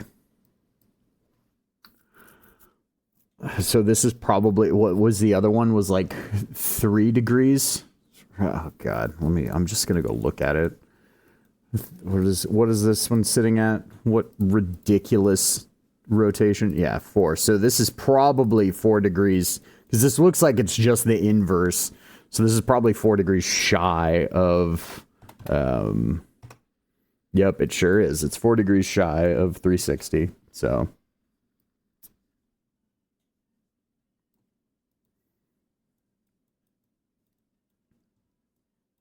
did I set the height? No, of course I didn't. Do that.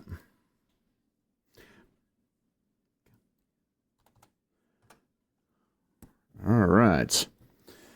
Now we'll drop this guy. We'll just get you at... Whoa, no way. Does this actually line up properly? Holy. We actually got one easy. My goodness. Okay, cool. We'll take it. Take it.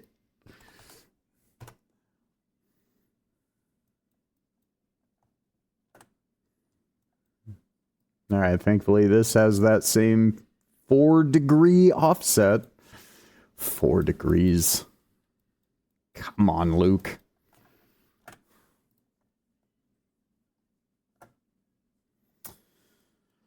Okay, so we're gonna need to adjust this guy. I don't think this is that same negative offset. I think this needs to go the other way. Let's try 1. Oh no, it doesn't need to go that way. Is this another 356?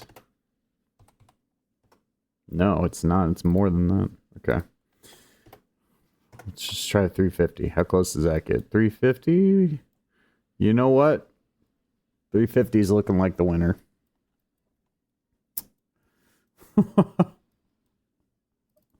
All right, we'll set our elevation.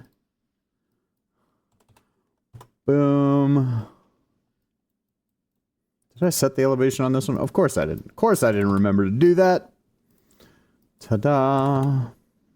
Update tile. Boom. Did I do this one? Okay, I did do that one. Yay, I remembered. Okay. And then, cool, this guy is... No, this guy's not at 4 degrees?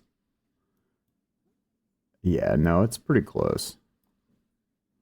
Or, yeah, good enough's good enough. We're gonna leave it. We're just gonna adjust the height.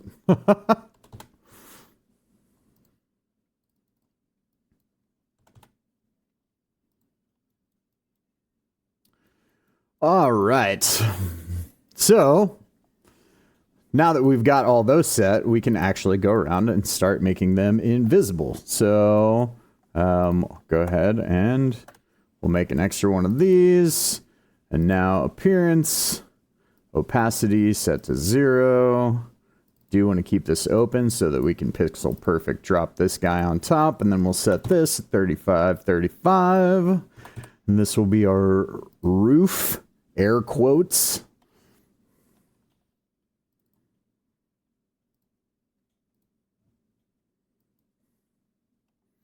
Okay, so 35, 3, 20. Boom. All right. We can drop that into place now, and then we can opacity to 0. Boom. So we've got our roof and our ceiling, or our floor and our ceiling in place there. Come over here. Keep this guy open so we can pixel perfect our copy. Copy is going to go at 35 feet.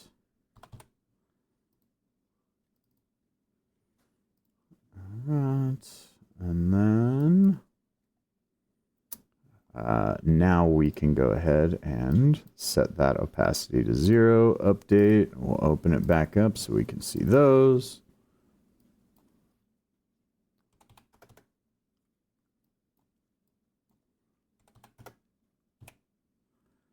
Boom.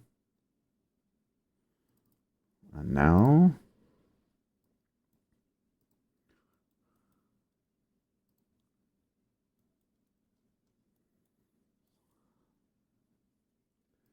Right, and then we can copy this guy.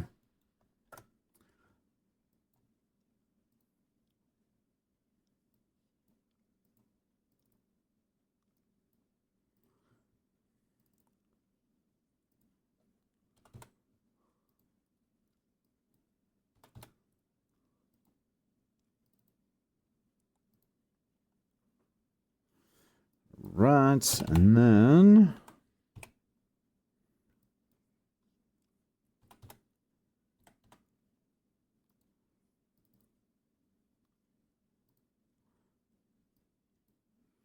boom.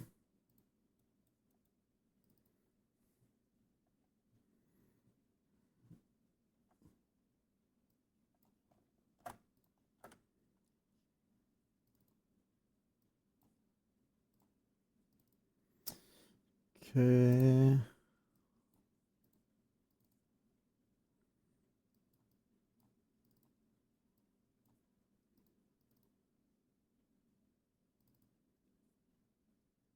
Boom. Trying to go too fast here.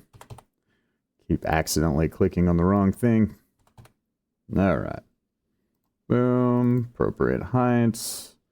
Now we'll reset our position to match here. So.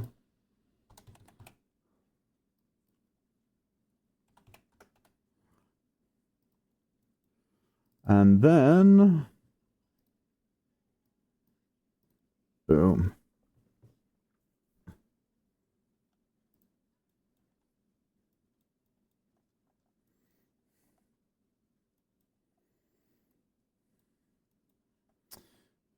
Okay.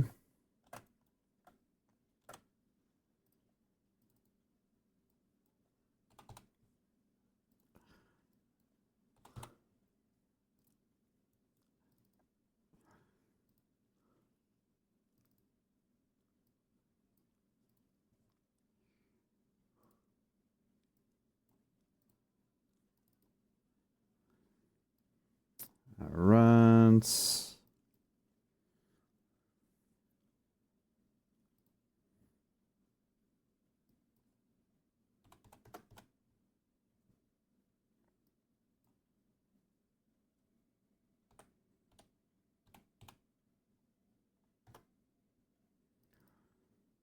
Cool. And then we can make you invisible.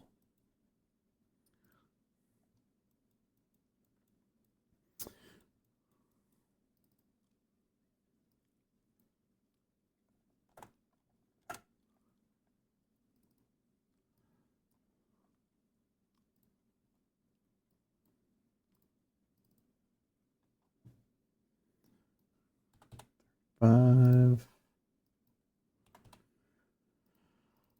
Boom.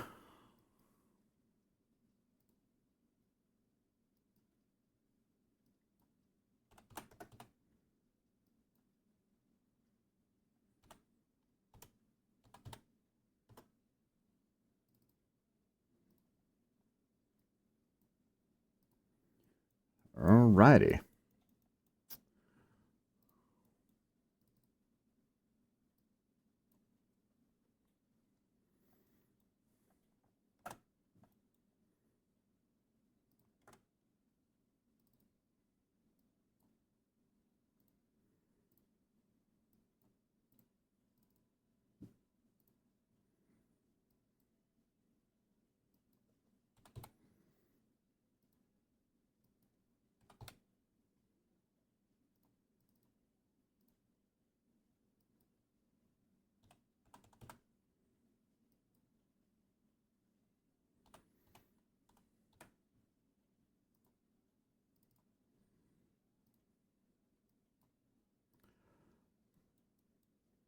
Boom.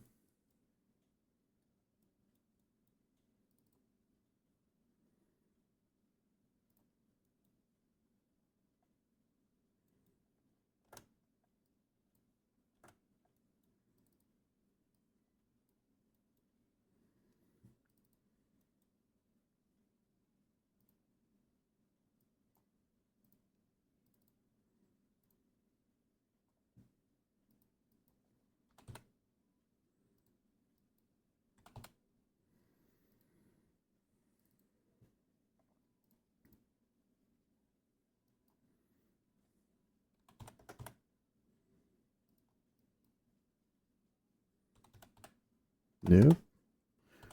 478. There we go. And then hit our opacity. One left. Then we've got all of our floors and ceilings done for all these smaller huts, and then we'll go in and drop our walls on.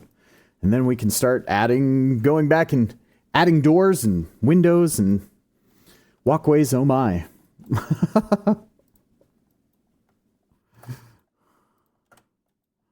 All right. So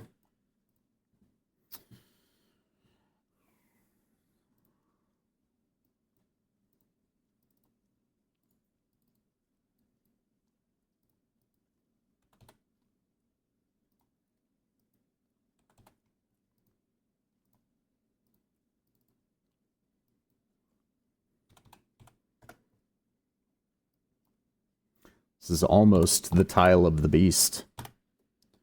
Almost.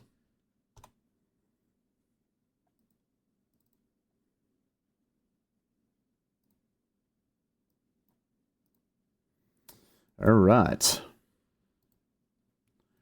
Nice. So all of those are now taken care of. So now it's wall time.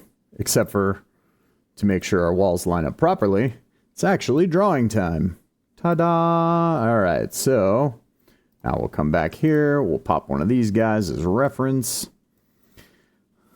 And so dimensions 295, 305. All right.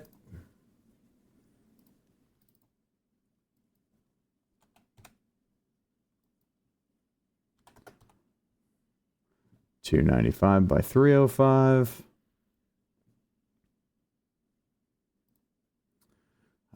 And then degrees of rotation, we want 4, because of course we do. Well, can I just... Yeah, okay. Thank you. But no. 4, 4, 4. Awesome. All right. And then we will pixel perfect you into place. 6, 3, 4. Bam. And then we're going to copy you. And this time, just so that I don't have to waste time like resizing all of these drawings first before I convert them to walls, I'm literally just going to go around and get them all into place. And then I will go back, convert to walls, set height parameters. And that way, that's all just done, right? In one go. So, next up, though, for reference, I do need to click back over here and open up this. And then we come back to drawing and then select. And we select you. And we make another one. And now I need to copy this stuff. So rotation is now 18. And positioning. 602, 2309. Bam. All right, that's in place.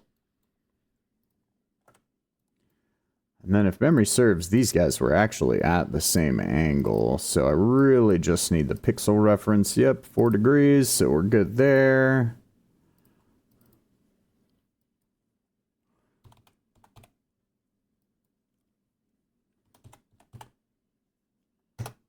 Bam.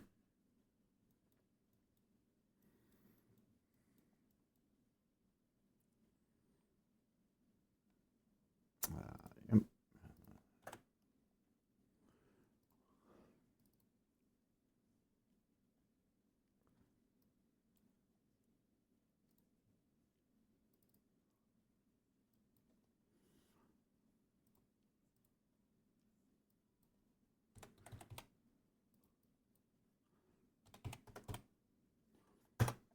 Bam.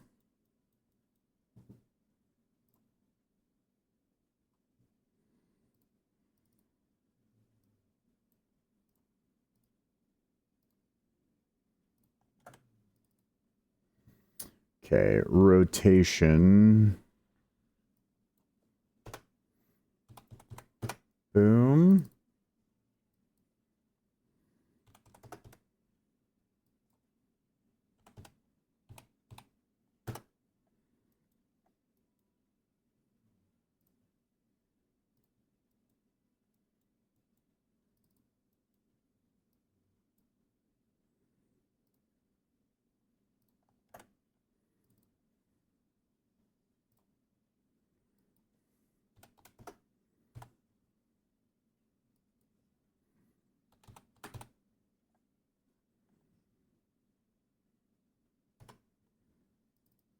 And then rotation was 350, of course.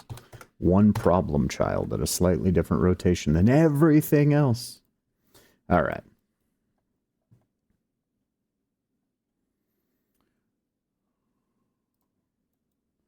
It's all right. We appreciate nonconformity here. Oh, okay. Well, this is... Now that I'm looking at this again, this is... Oh, no. It's... Yeah. I'm looking at the outside of that. Okay. Never mind. Oh, didn't want to do that. We can get rid of that. Okay. I forget that once I make the tile invisible, the outside, like, outline is still a square, so... For a second, I was just like, oh man, that's so off-center, and that's going to bug me, but it won't be once I'm done. Do I have one on the clipboard here? Okay, cool. Position. Okay, cool. So this one's already right, so this one we just got to drop into place.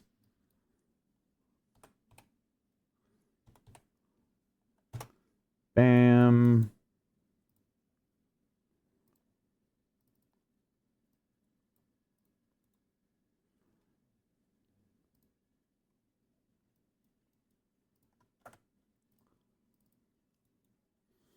All right, rotation 345.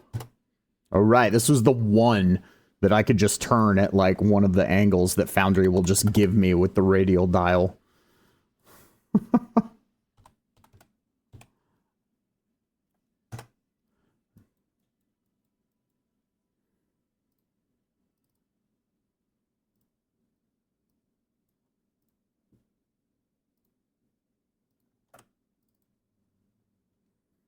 And then this one's already at the right angle, so again, we just need to hit our positioning. Boom. All right. So now that all of those are in place, should be able to... Ta-da! Select all. Be a wall. Haha, you're all walls now. Of course, now I still have to go around and set the heights for all these walls, but that part's not that hard. Thankfully, these shapes are pretty easy to just grab. And thankfully, Wiki Mass Edit's going to let me do all of these at once I select them. Hooray for modules that make our lives easier.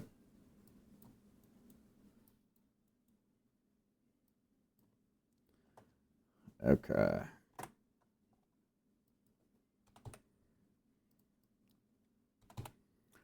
Bam. All right. And now every one of our huts has walls, a floor, and a ceiling. Ta-da. So now it's time to go around and work on some of the detail pieces. Put in our doors, kind of like we did over here with the doors, the window, that sort of deal. I'm going to do the same thing with some of these other guys here. So now we can here and put one there and there. And again, this is the easy one. Now the question is did this change the, yeah. So that's the only, man, I really wish that V13 did not do this with levels. V12, when you would just create another wall segment like that in an already existing wall, it would just copy the height parameters of whatever the wall already was previously. But this one's going to be a pain. That's okay. V13, I'm sure, provides lots of other improvements. I haven't seen them yet, but I bet they exist. All right, and guess what? You're a door. Ta-da. All right. And then for these other ones here, we're going to put in a window here. So, and this one we'll just delete because we're going to make that an invisible wall. I suppose we can just use Wiki Mass Edit to go back and do all of the, like, fixing of our weird additional segments. All right, so we're going to do that. We'll delete that because we're going to put an invisible wall in there too. If I can remember which one the invisible wall is. There we go.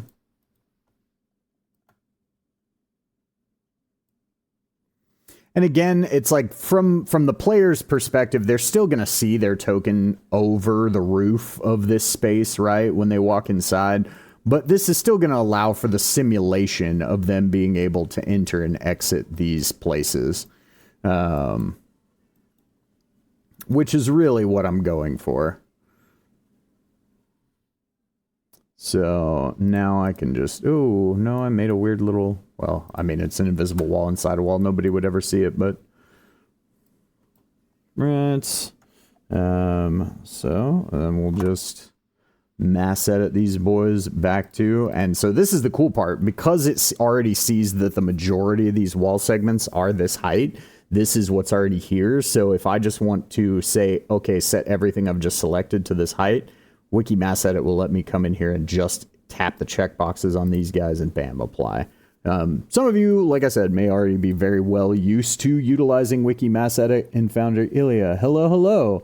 I don't remember if you ever mentioned, but will you be streaming this campaign once it starts? I absolutely will be streaming this campaign once it starts. I haven't even actually done the recruitment for this campaign yet. So I don't even know who's going to be in it. All of the recruitment for this campaign is going to go through the Discord community. So I know that you are already a part of that, Ilya. But if anybody else is watching at any point and is interested in potentially being part of the playtest for my FPS 5e, and part of this campaign that you see me building here for, then you can go over to the Discord community, which you can find here on my linked here on my Twitch channel, or if you're listening to this on the VOD on YouTube later, or the VOD here later, but you can also find the link to the Twitch over on YouTube as well. And of course, I will, now that I've mentioned it here in the stream, I will make sure that the link to that is in the show notes for both the VOD and the upload on YouTube. But yes, we'll definitely be streamed. We're still quite a ways to go. This is literally only scene 2 that I've created thus far for this campaign. So I've got a lot more building to do before we're going to get there. I'm going to guess that at least at the rate that I've been going, probably going to be we're probably a month or 2 out, from when I'm going to have enough content to actually be able to get that campaign started. Right. So at that point, that'll be when I'll be looking into recruitment and that sort of thing. All right, so now here's the question of where do I want to put the door for this guy? I mean, with the way these walkways are. Nice, we'll look forward to it. Awesome. Well, thank you, Ilya. I appreciate you.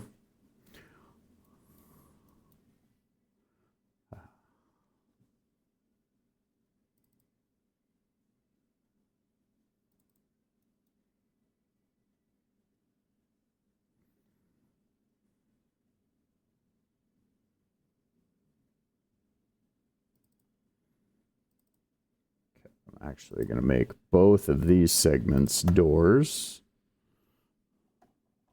We can do that with Wiki Mass Edit too. Bam. So they're both doors. And then I'm going to put in one of the little windows over here.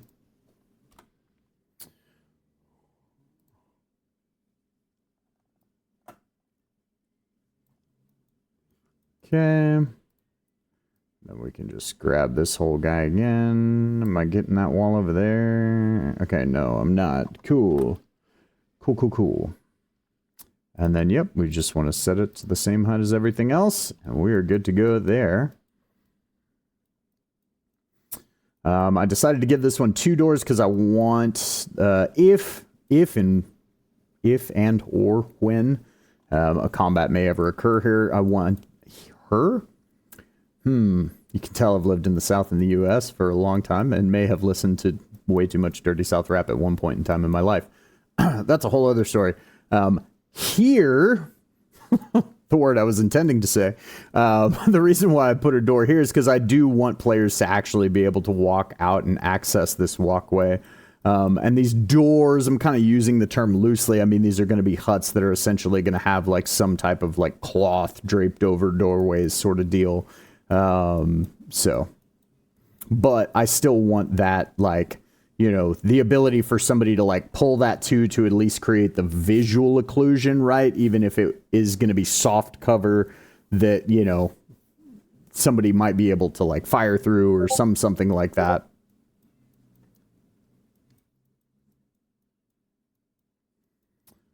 Okay, and then we'll put a door here.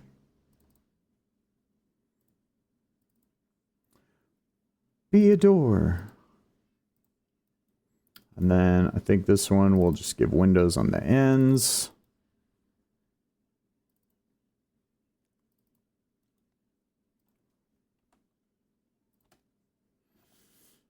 And invisible wall time.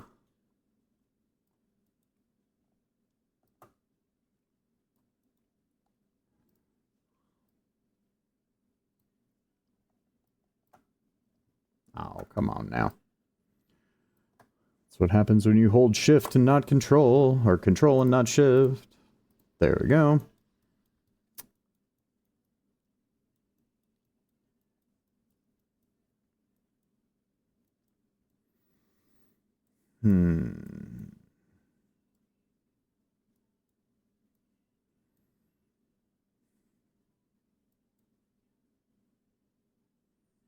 Okay, I'm going to do the door for this one here.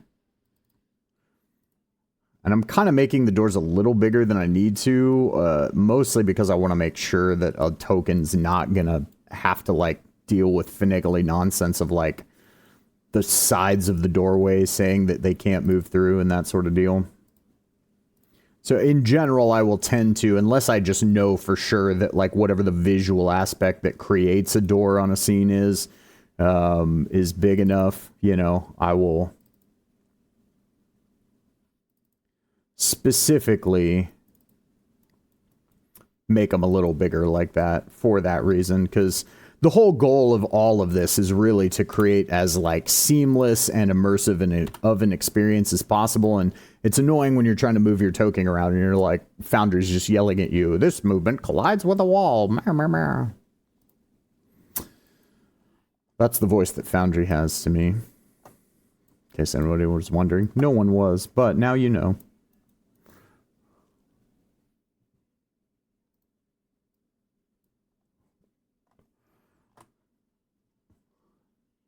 Oh, this one wants to be difficult.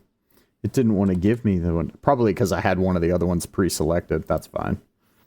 Takes 3 seconds to just type those in.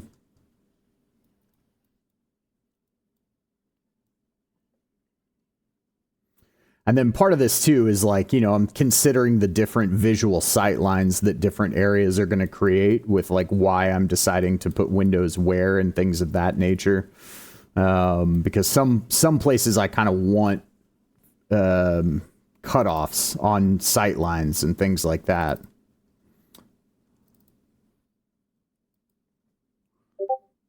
No, I don't need to change that yet, but I do need to make you a door.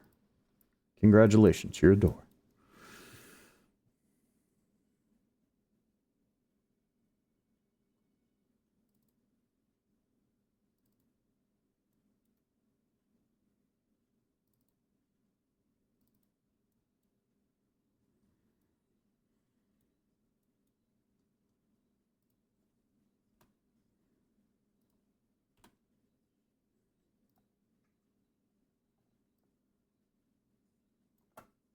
Oops.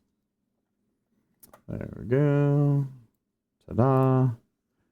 Now we'll grab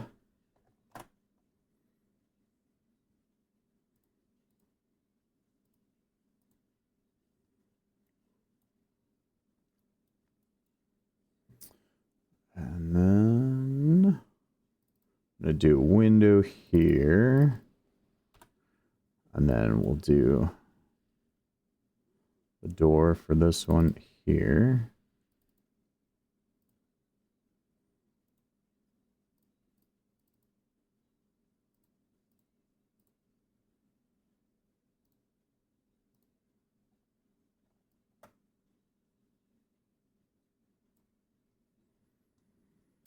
And I'm going to specifically not put a window on that side of this one. Because like I said, I want this to kind of be a little bit of like a break here.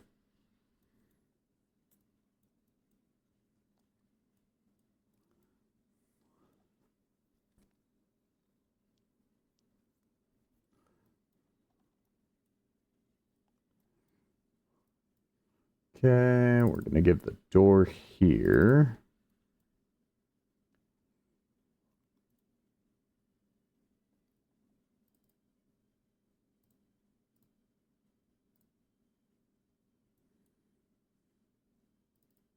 And then we'll do window across.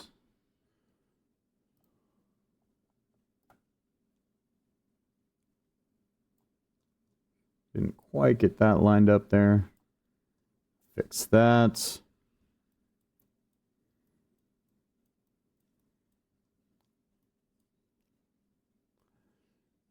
Okay.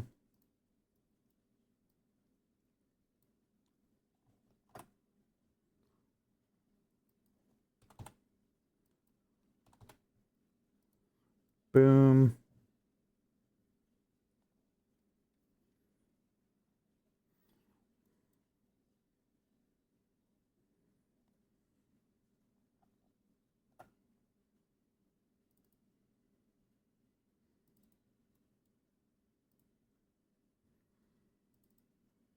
This will be our door.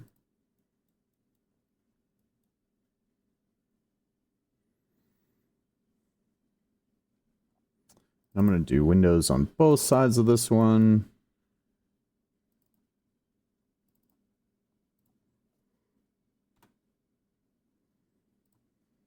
And because these are all sort of meant to be sort of makeshift shanty huts, I'm actually specifically going for like not having exact uniformity between any of them, or like between, even if I've got like, you know, windows on sides.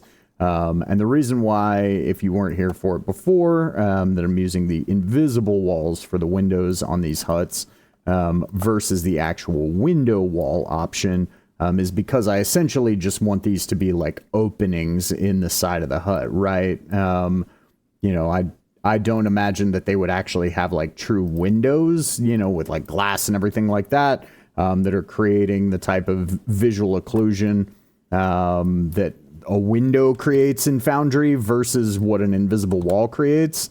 Whereas like a window makes you be within a certain proximity to get certain sightlines and stuff. I just want these sightlines to be open. It'll be easy enough for me to handle, like knowing if somebody's looking at somebody through a window or whatever. Okay, you've got XYZ cover, that sort of deal. And then just handle all of that ad hoc.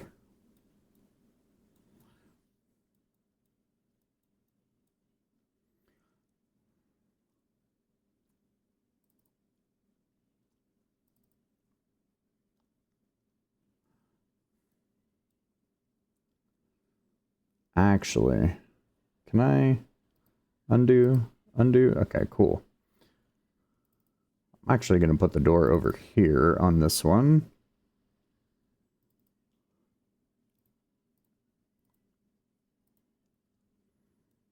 And I'm going to have few sets, like 2 windows here. And a window here.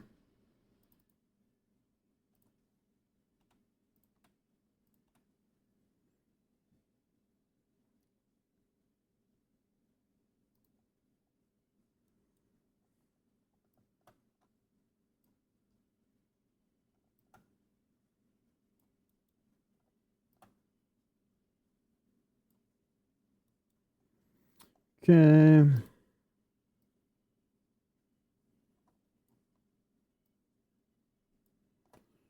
Right. Nice. Already at the right height for us there.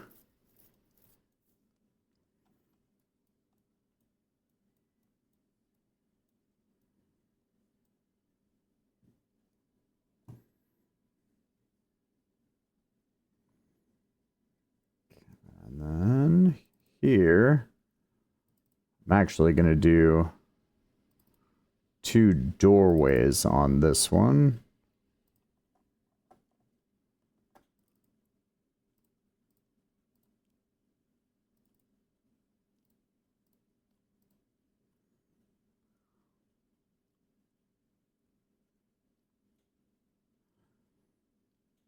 And then...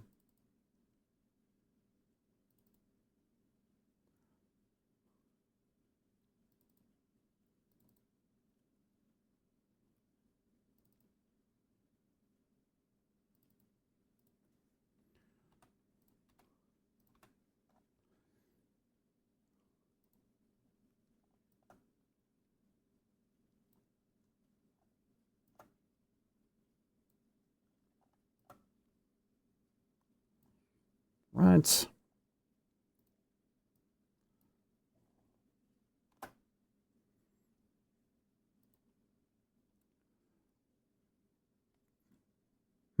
Oh, right.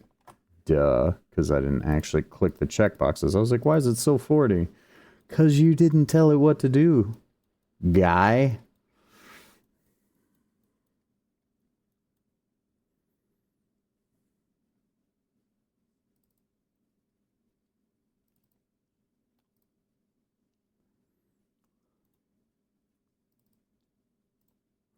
Right, we'll make that the door, and then we're going to put window on this side and none on the sides of this one.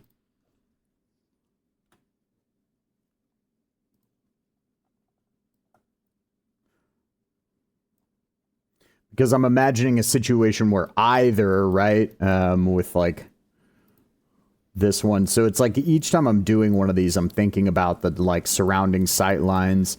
And like what would potentially make something more interesting, engaging, that sort of deal. I'm imagining like somebody in here, if the party's like coming down this way or something like that, them having cover while they're inside here, and sure, maybe you can see them, but you've got to come actually all the way around to really eliminate that cover, get into melee with them, that sort of deal. Or vice versa, it's a place where enemies would have to do that to the players, right?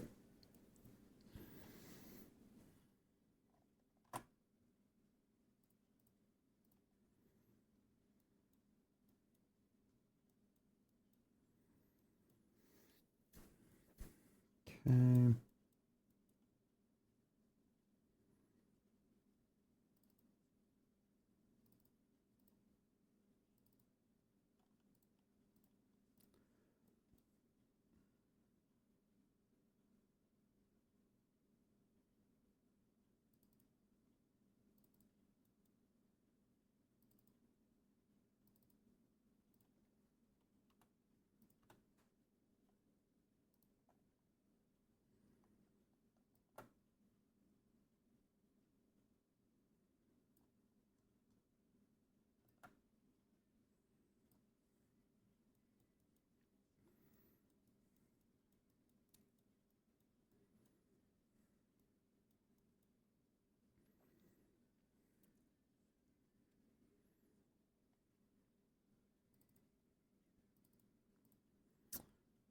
Okay, so we'll make this our door. And then I think I'm just going to do one window on this side here.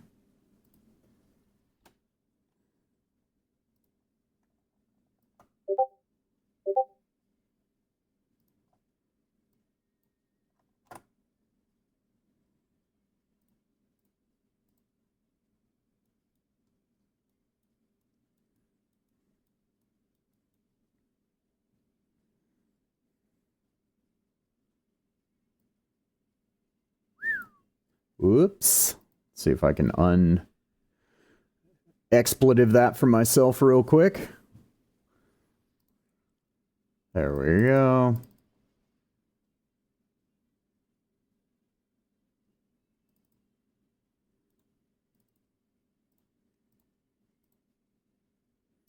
And then this one, I'm actually going to make fairly open, but with kind of like narrow windows on both sides.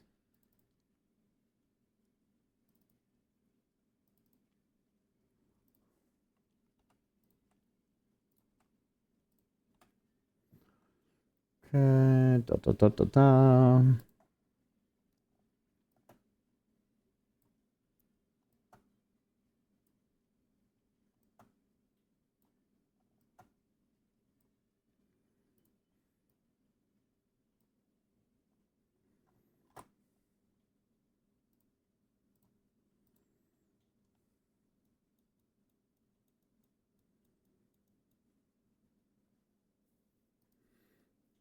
All right. So now that we've got all of our doors and everything in place, let's take a little gander about with token here. Check out some sightlines. Okay.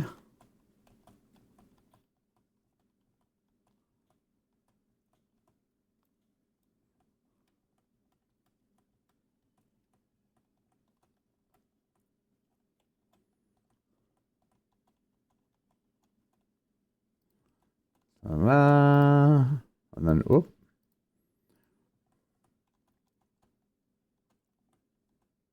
Cool.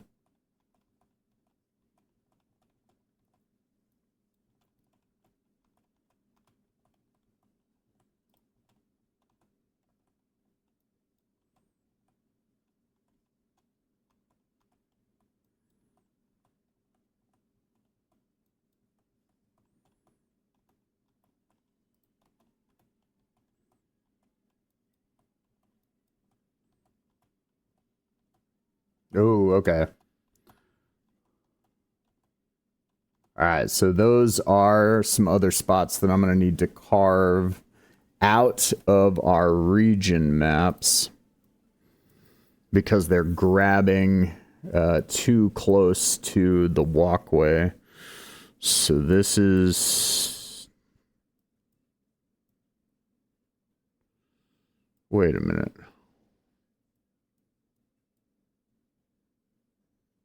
Where is the one that's... Oh, no. No, it's not. Haha, I did that on purpose. Oh, I did that on purpose. Oh. All right. It's actually not that big a deal what I'm about to have to go do. Okay. I forgot. This is like part of my own process that I did to myself. And it'll show you how sometimes easy it can be to un-F things. What I forgot that I actually have a portion of all of this at a lower elevation than another. So I'm going to come back to my region map here. So that movement of the token down to 20 feet was completely appropriate. What is inappropriate is the height that I have on some of these other buildings. So let's just fix that. Okay, so I don't need these two.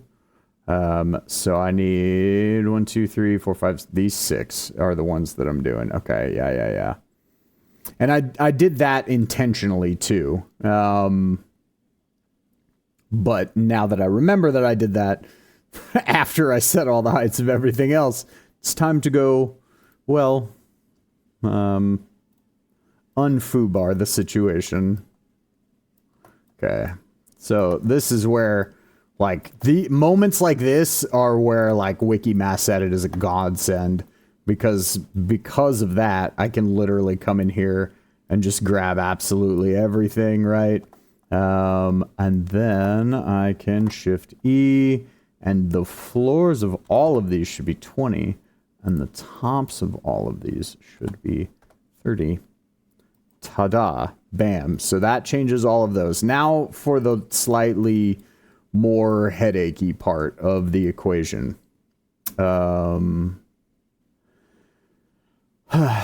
Okay. So here's what I'm going to have to do for each of these. So I want my original positioning here. 20. Update. Reopen. 30. Update. And then I've got to put it back in the right pixel perfect spot. Well, I don't have to do that. You know, hear what I'm not saying. I have to do that for me because I'm a madman.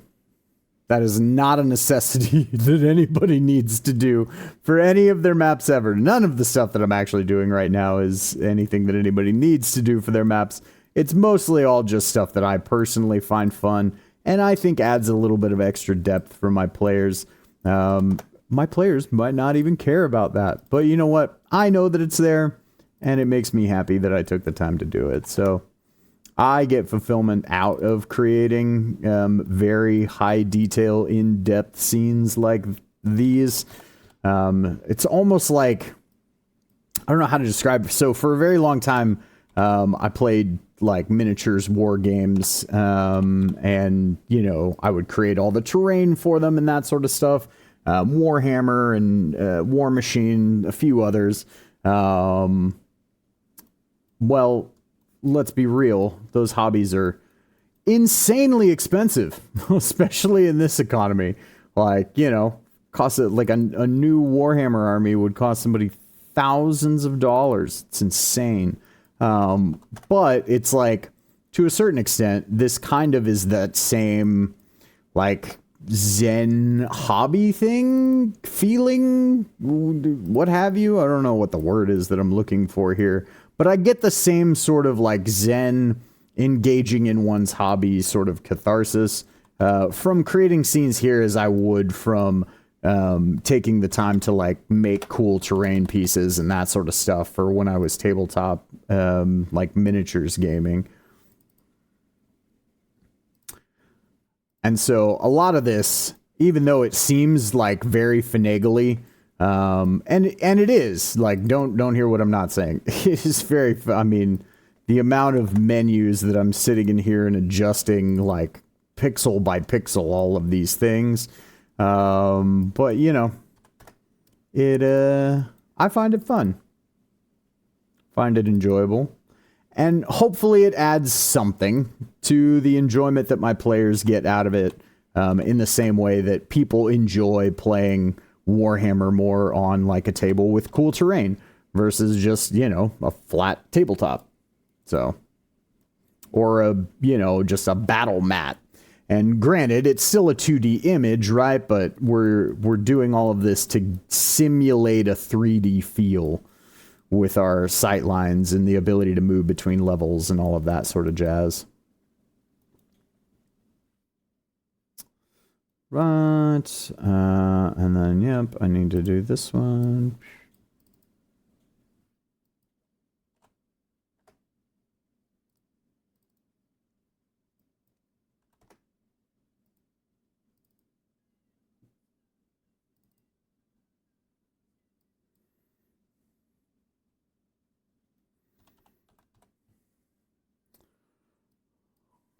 This is the only downside of turning on music like this when I'm streaming this, is a lot of these songs are things, I've been in a lot of different bands throughout the course of my life, and a lot of these songs are things that once upon a time I learned to play and cover, and so it's like I have to constantly sit here and resist the urge to not just like sing along with everything.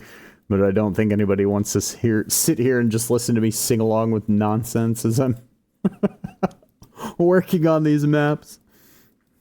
Okay, so that is now correct. So let's go back to our token, and let's resume our regularly scheduled little tour.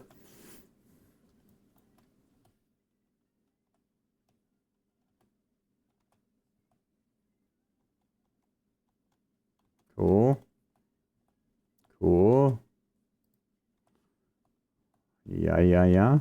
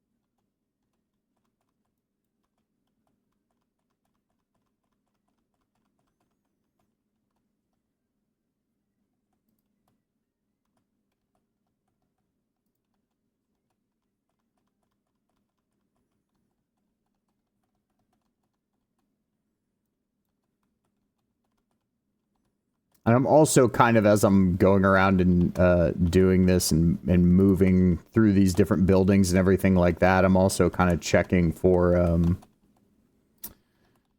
if there's any like weird like seams that aren't sealed properly and like walls and stuff like that.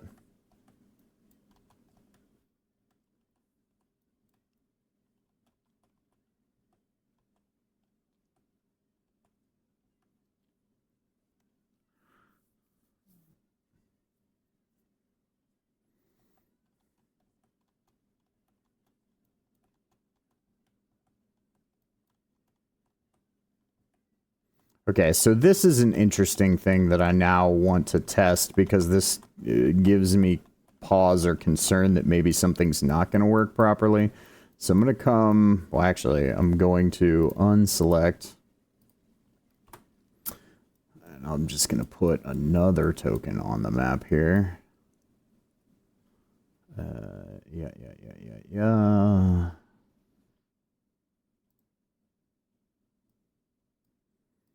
Okay, and then this should be at 20 feet in height. No, not 10. Definitely 20. Cool. All right.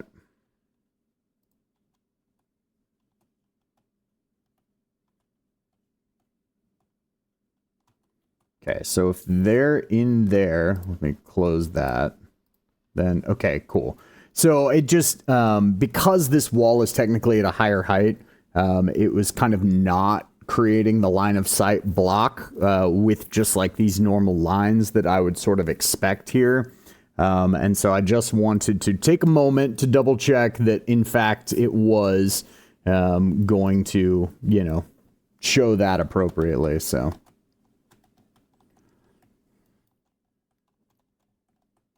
Or not show that appropriately if there was somebody behind the wall sort of deal. Right. But here they're looking through a window, so clearly you can see through that. That all makes sense. That's all good.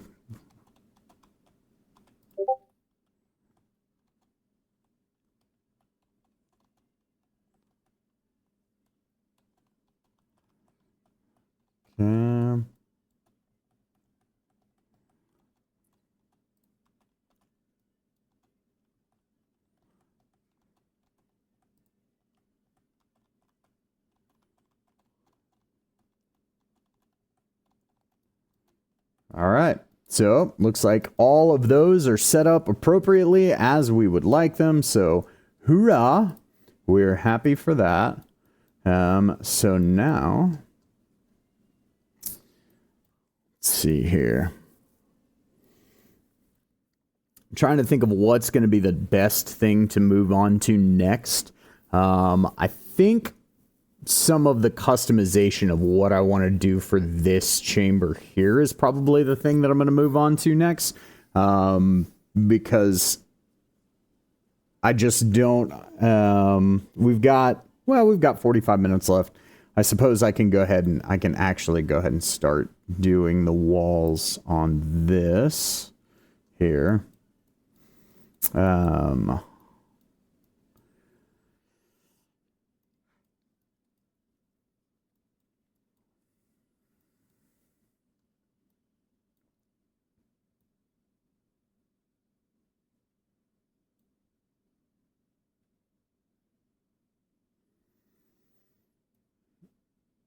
Okay, and then I'm trying to remember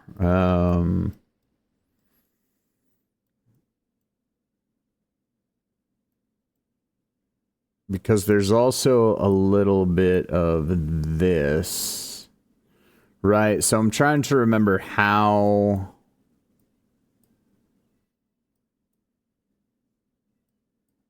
Because essentially, this walkway is visible from here. So, give me a moment. Oh, yeah, I think I know what I need to do. I need to do...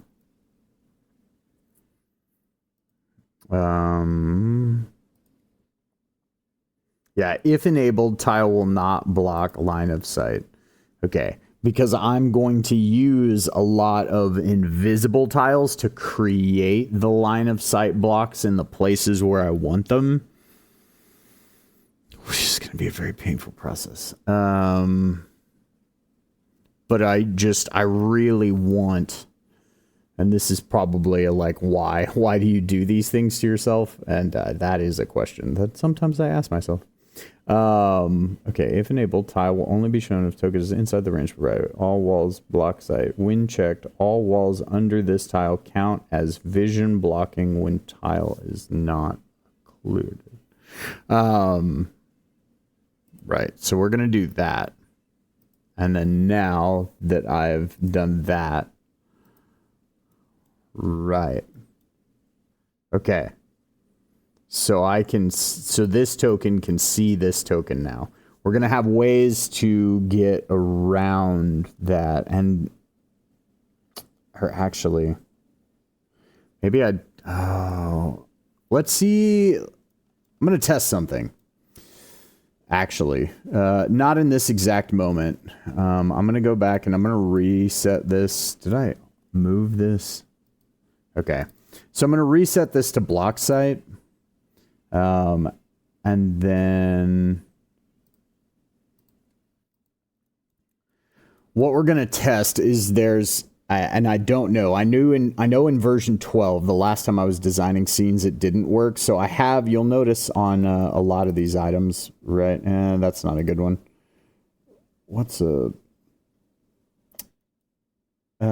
Oh, it was on the drawing thing. Yeah. So let me just quickly do this so that you can kind of see what I'm talking about.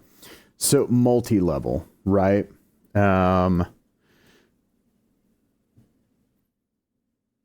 Right, token cloning.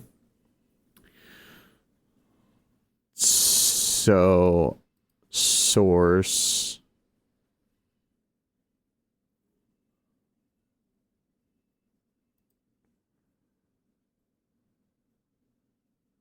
Tokens will be cloned from source regions to any target regions with matching. Right, okay. So I'm just going to put bridge. We're just going to very quickly test and see if this actually works. Right, so update drawing. So bridge, we're going to expand its size to, I'm going to put it right there. And then I'm going to copy this. And then I'm going to go lower. And then I'm going to paste. Oh, no, I don't want to do that. Delete. And then...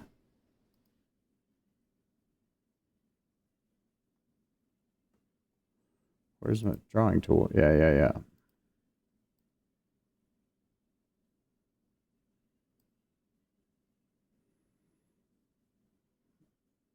And yeah, okay, now I remember how to do this. So this is source, not target, update drawing, boom.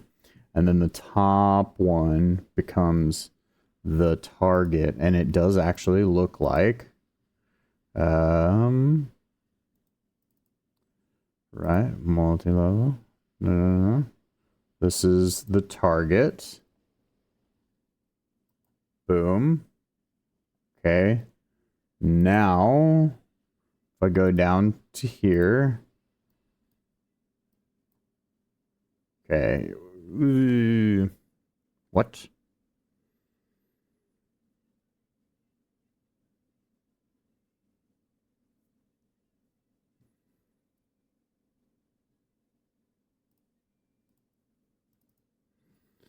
Okay, multi-level. Tokens cloned from source regions to any target regions with matching identifiers, right? So you are a source only, so why?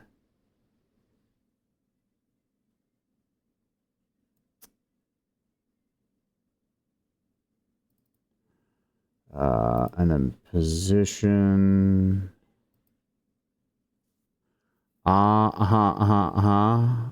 Okay, I think I know.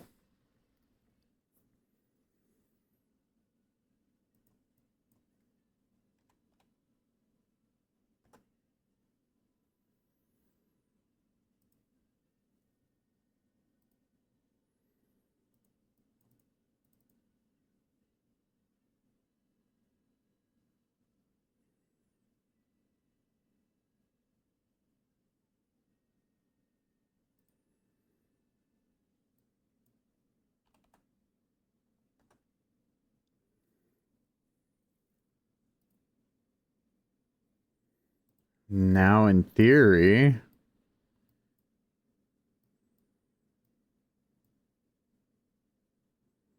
why is it cloning it here? Okay. We're going to try this one more time from scratch and see if we can get this guy to work. So sometimes that is the one downside, is sometimes a lot of these so I've had this work before, but like I said, the last time I used V12 it wasn't working. So I'm gonna take this, I'm gonna copy it, and then I'm gonna go ahead and leave it open when I go down to the lower, and I'm gonna V it into place. There we go. And then I'm gonna open you.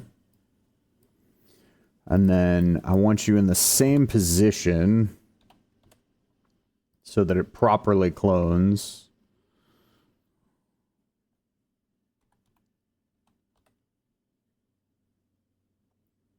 Boom, okay. Now we're gonna do multi-level. You are the source. And you are test. Update. And then here we're going to go multi-level. And you are the target.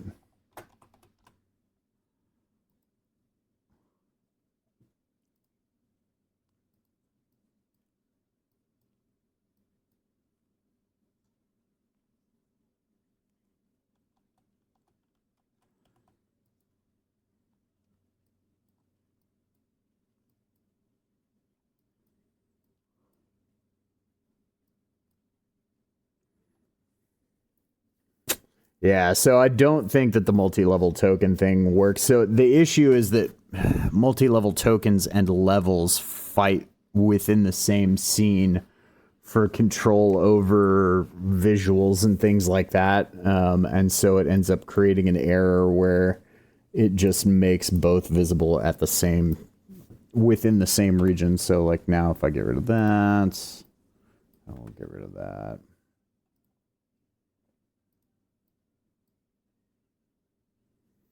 Man. Yeah, because really what the multi-level tokens tool was designed to do is to be able to clone the position of tokens from one scene into another scene, or if you had, for example, a lot of times there'll be D&D maps, right, where it's like it has multiple levels of the building on the same map, right, but they're just like in different spaces on the map. And so that would allow cloning within the scene in that way, right? If that makes sense. And then in a situation like that, you would just use teleports to handle the movement between one layer and another.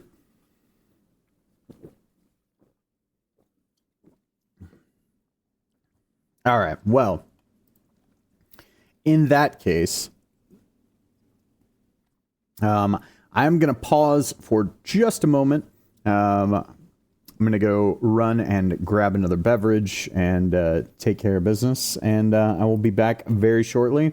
And we will start in on the walls up here. And then we will figure out how we're going to tackle the sight lines between one level and another. Yeah, there we go. All right.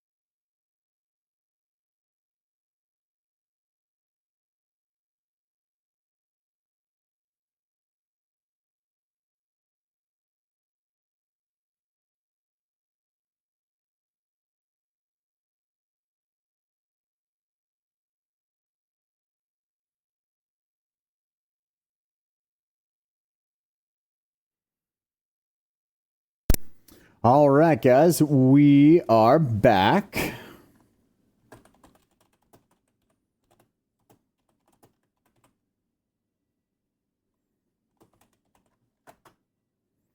So, let's get into knocking out the walls for this guy.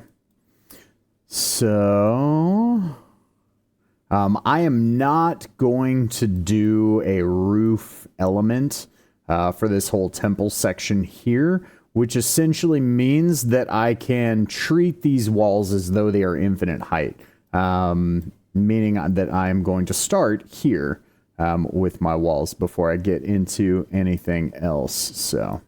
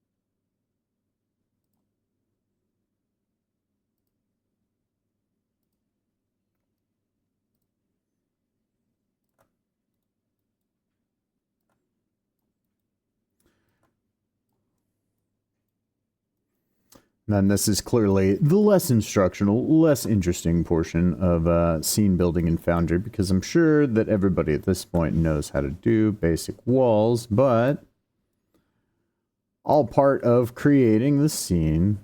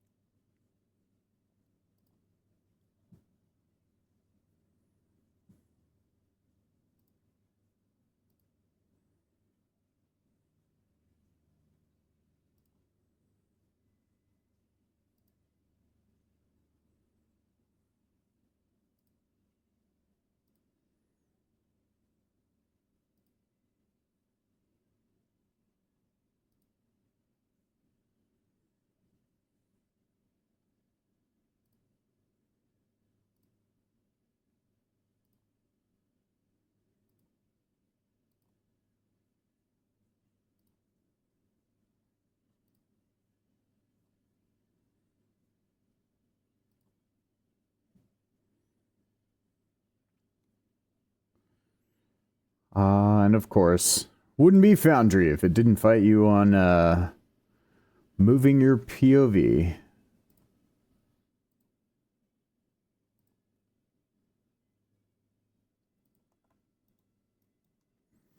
All right.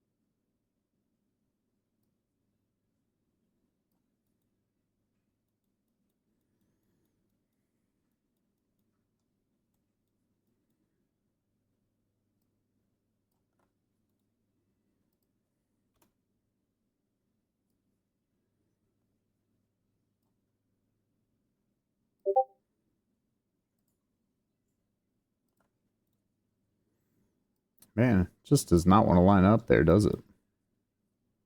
Okay. I think we got it now. Do I not have the, like, snap to... Yeah, snap to closest wall point, please. Thank you.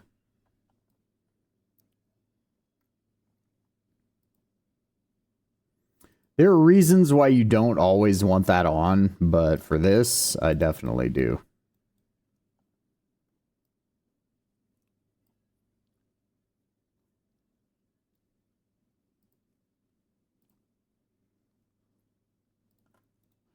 And then whenever you probably noticed this before, but I didn't specifically talk about it, I don't want like a weird gap, nor do I don't know why, I just don't like it when the door goes all the way like into a wall piece like this. So anytime that it's something that adjoins a door, I always like put in this little like dog leg kind of deal to make sure that I can line up the door wall to the wall. Completely unnecessary. Well, as is so much of what we're doing here, but it's just, if you see me doing that at all these points, that's just, I don't know why, it just bugs me. It bugs me in a completely unreasonable and nonsensical way, but it does, so that's why I do that. If it does not bug you, then feel free to not do that.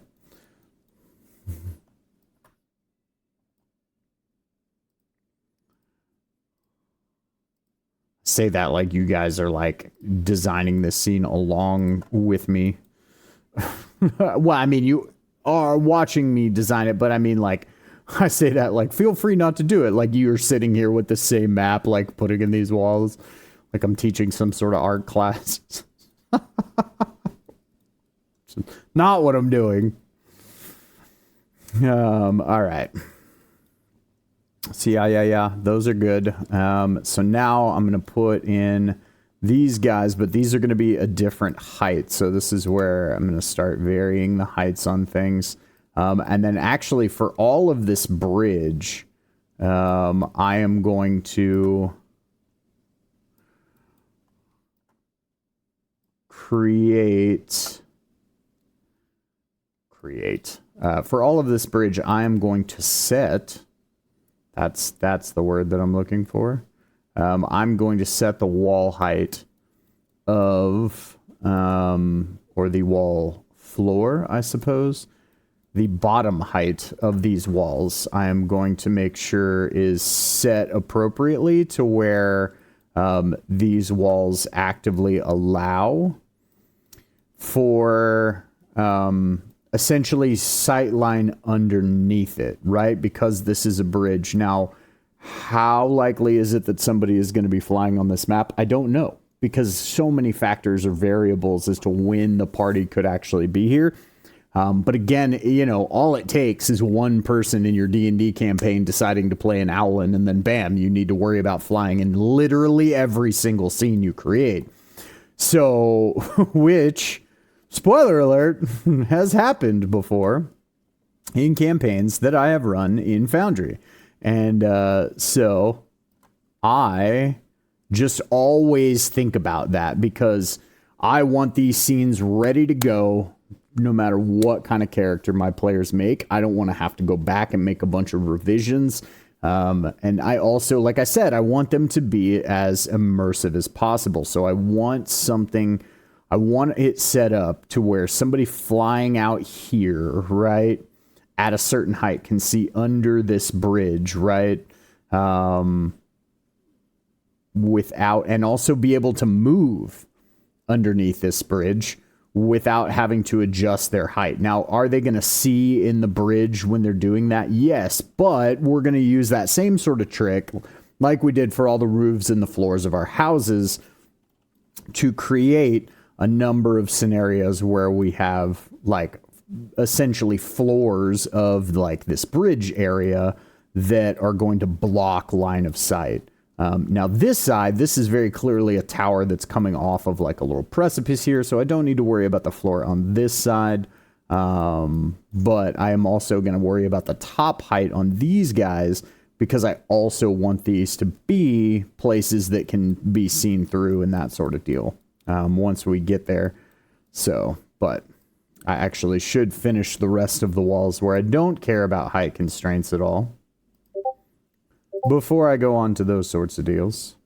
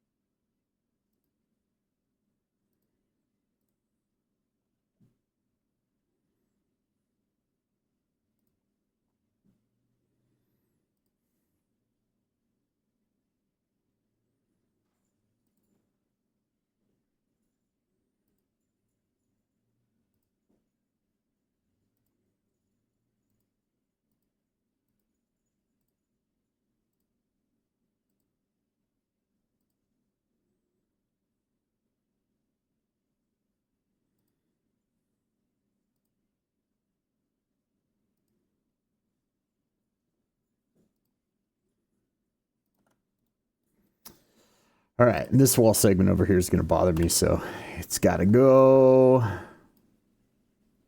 There we go. It just like cut too much into that wall there. For my personal liking.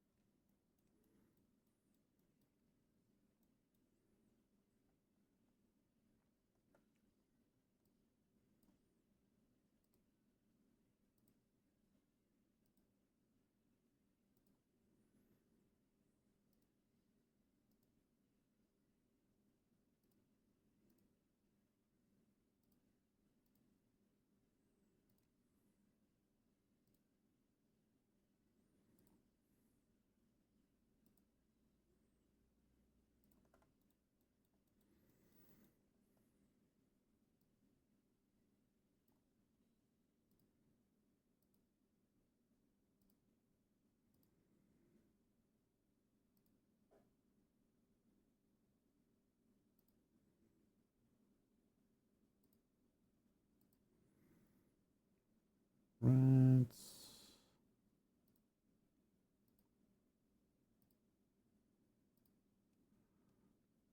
I think we have fully looped our track list here. So let's see here.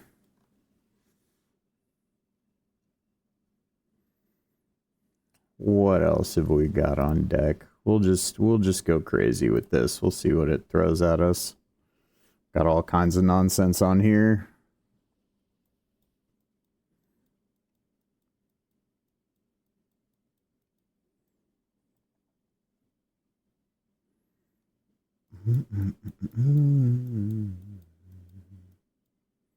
All right.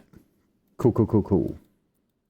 So now I can go ahead and start connecting these guys.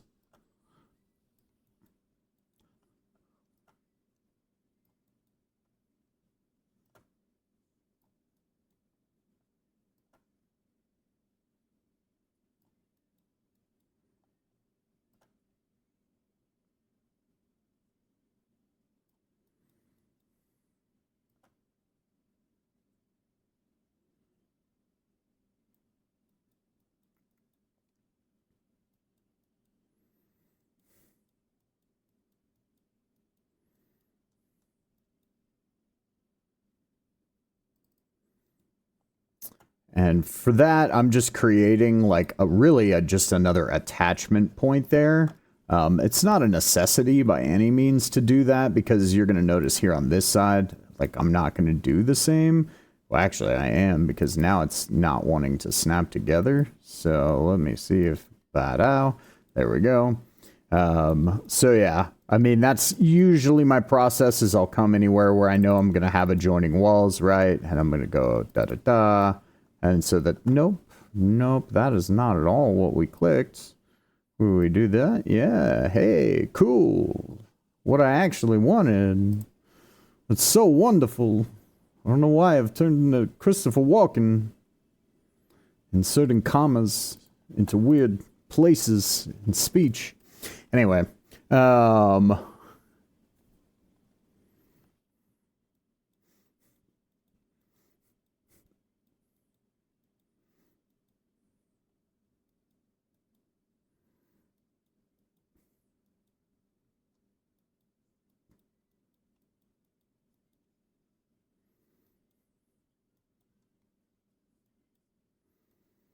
okay, cool. So now we're going to start doing some height adjustments to these walls as we go.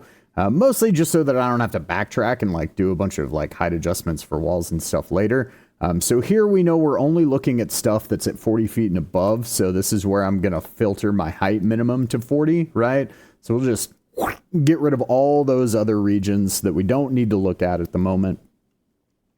And so I know that this whole space is at 65 feet in elevation. And then this sort of like outer walkway, this is kind of like a railing, right? And if we're talking about like normal human heights, somewhere in the range of, 5 to 6 feet tall, then I'm imagining that this comes up about 3 feet. So I want to set the wall height of like this sort of outer railing deal to about 63 feet. Now, why does that matter? You might ask. Well, again, because sometimes you never know what people are going to play. For example, I had a character in one of my last campaigns, actually one of my favorite characters that I've ever had in one of my campaigns, played by a very dear friend of mine, Hobo, over at Hobo Zone. So by the way, go check out his channel. He's got a ton of really great Baldur's Gate 3 builds, but that are also...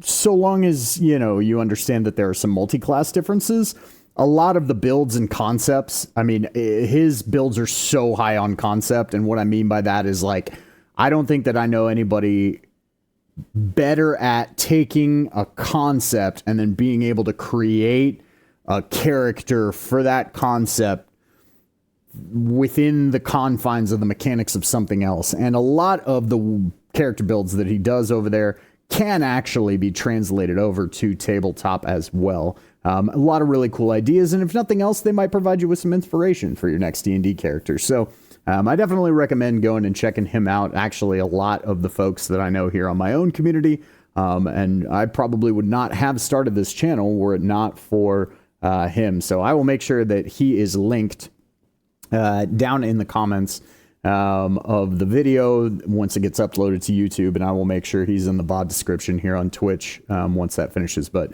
Hobo Zone over on YouTube, cool stuff. But in any case, he was playing a character who was a very small plasmoid, was actually of a height where it's like 3 feet mattered, and they're like for his sightlines and things like that. And so also it creates that, like, again, sort of internal consistency, reinforces that immersion when you have one character who is of a given height that can see something over something, whereas another person of a shorter height can't. So I know it seems like such a nitpicky thing, like why would it matter? But those kinds of moments, because it actually literally came up in the game. I was describing things to the players and he's like, well, wait, I can't see anything. And I was like, you're correct. You can't, because this is how high this railing is. And then he was like, oh man, that's so cool. Like, you know, just the fact that the sight lines and things like that were different. Because I'm sorry, I wasn't describing it. The players were describing what they were seeing, right? The other players in that campaign were describing what they were seeing over this low wall that his character couldn't see over. And he's like, wait, where is all this stuff? And it like actually created the moment where one of the other characters picks him up so that he can see what they're talking about, you know? So it's like, it's things like that is why I know that seems like such a small thing, but that's like a moment and an interaction and a role play between the characters that had I not created the scene. And this is just a for me thing. Nobody needs to do this, right? But it's like it's little moments like that that help add cool embellishments to character depth and growth in the campaign, that by making your scene as immersive as possible, as I like to, those can come up in ways that you wouldn't expect otherwise, or that they otherwise might not have.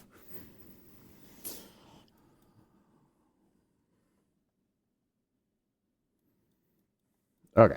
But what I was getting at is these walls need to be 63 feet in height before I got off in Tangent World talking about old campaigns of yore.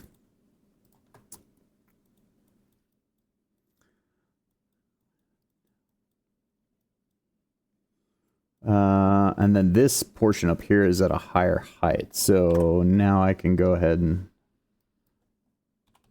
boom.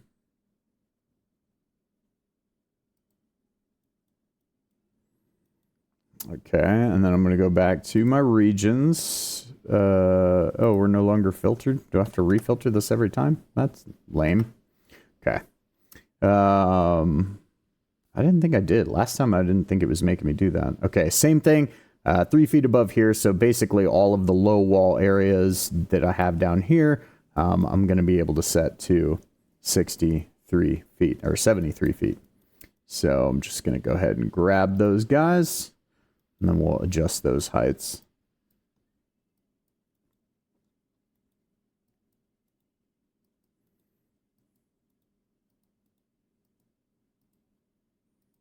No.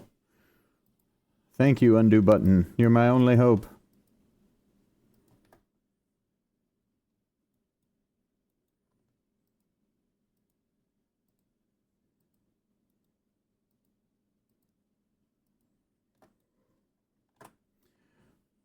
Go, gadget, mass edit. Apply. Success. All right. And then I tend to do things kind of segmentally, naturally. Like, so lots of people could have a lot of different processes. Some people might choose to, for example, in this scenario, go around and put down every single one of just their normal walls that they're going to have anywhere in the scene and all of that kind of stuff. Well, that's not exactly my thing. I tend to work fairly segmentally. I have, from an efficiency standpoint, you can argue like which side is better and that sort of deal, but my process is my process and it works for me. So I tend to, since I'm kind of focused on this building, basically what I'm getting at is I'm going to go ahead and finish this out by just putting the doors in here. Or I'm just going to mess up that wall that I already put down. Thank you, undo button.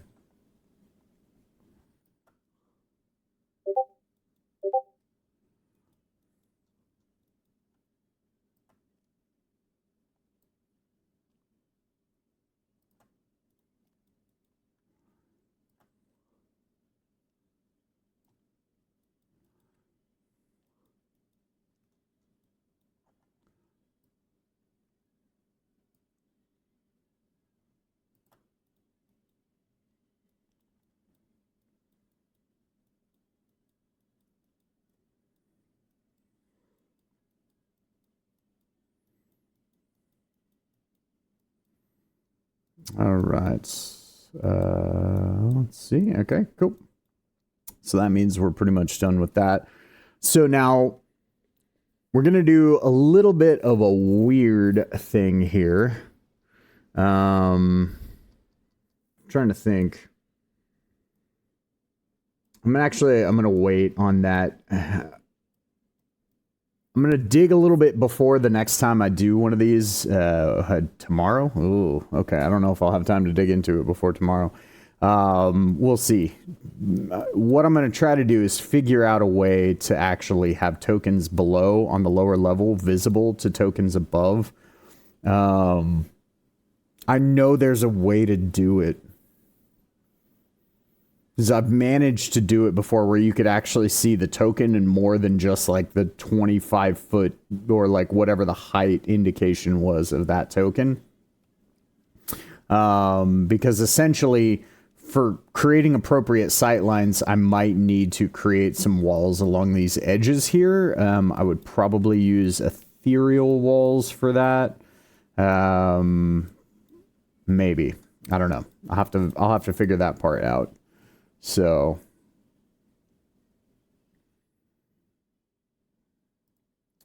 because I know the way that I used to do it. The way that I used to do it was just saying you could see through the tile, right? And then once you said you could see through the tile, is it something in the level settings? Okay, wait a minute. Sorry, tangent time. Roofs placement. Place tiles is overhead. Yeah, inside of levels. Roof view placement. Players.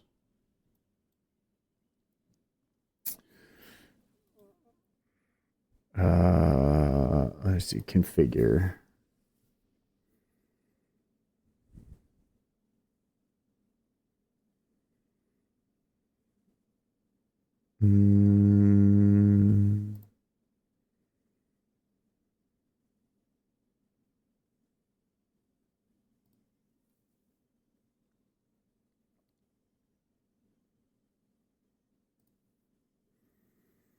Yeah, okay. Yeah, I'm gonna have to do a little bit of research to get that info correctly.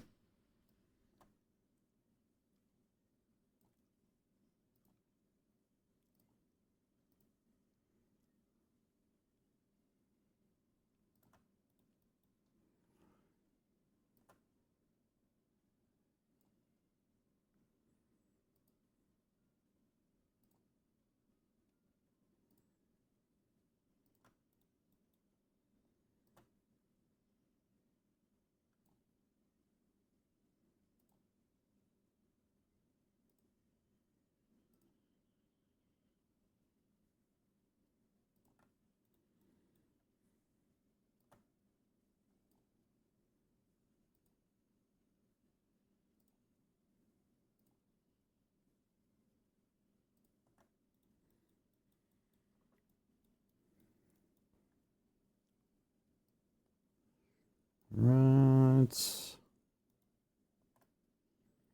Didn't like where that dropped. I am oftentimes far too particular about things, but just means I care about the scene, right? This is the thing I tell myself. I'm just kidding.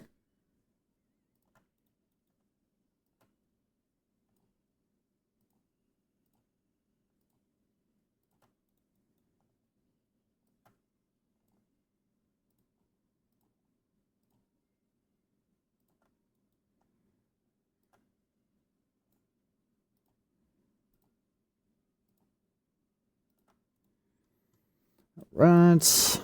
Pieces of our bridge. And then let me check my region map so I can see our height here. And refilter. So we're at 50 feet. So then that means low wall will be 53. And then these pillars, I kind of want to have a little bit of a like foreboding feel to them. So I do think I'm actually going to rise these to 10 feet above this. Because because it will be comparatively to the rest of what's here, right? Like this structure, this portion of it, as well as part of the below ground portion of this like temple thing, like that's the piece of what's here that's old, right? And also created by a totally different society than that is now just kind of being occupied and utilized by these vampires that are here.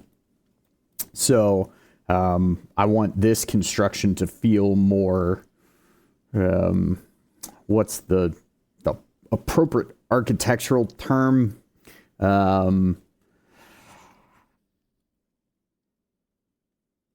It's not authoritarian. Oh, I'm not going to be able to remember it. But we can settle on foreboding for now, but there's another appropriate like architectural term for the style that, like, in my head I kind of imagine this being. I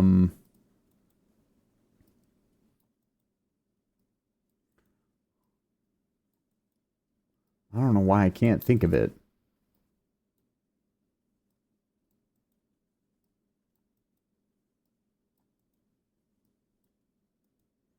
I don't need that. And so, yeah, we'll make the top of these guys 60 ply. Oh, that was the other thing that I meant to do. I didn't go back and set the bottom height on all the walls. Which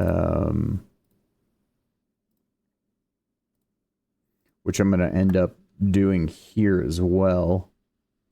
All right, so boom.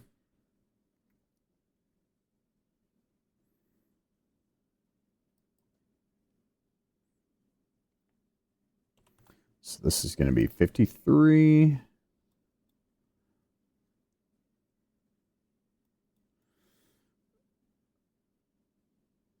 Oh, well, wait a minute. What happened here?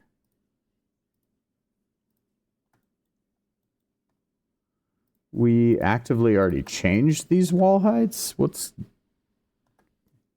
I have anything else selected? No. Okay. Weird. Very, very weird. This needed to be 63. Okay. Yeah, these ones all set fine. All right. So this bridge, right? I'm going to set a floor height, right? So we know 70 is this. I'm just going to give it 5 feet in depth, right? For the sake of ease, honestly, more than anything else.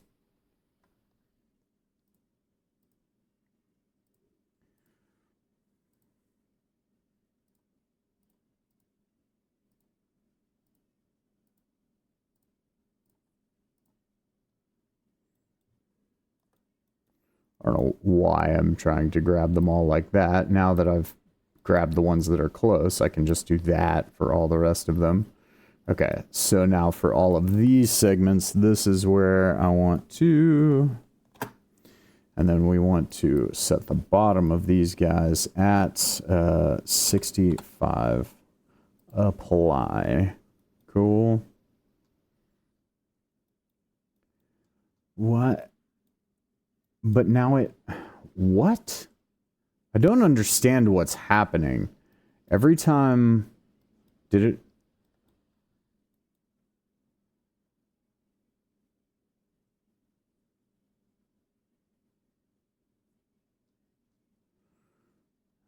Oh, well, yeah, no. Okay, these 90s. Okay, sorry. Forgive me. For a second, I thought it was changing these ones back to... These are the only ones that I changed. I thought it was just, like, randomly changing wall heights on me. I'm like, what is even going on? Please don't do this to me, Foundry. But no, I'm just slowly losing my mind. No, I'm just kidding. Not actually, but...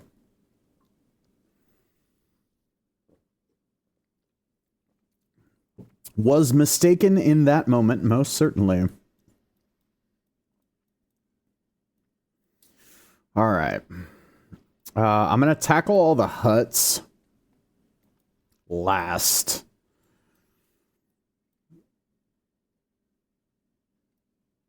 So the question now becomes how to best handle these walls, like these ridges.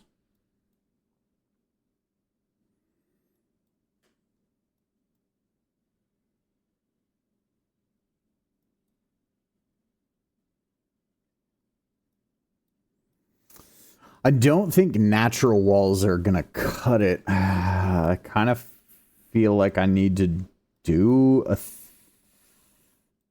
kind of feel like I need to do walls along those edges. Because if I set the height of them at the top of where that space is, okay, yeah. I already know what I'm doing. So we're just gonna drop a wall here.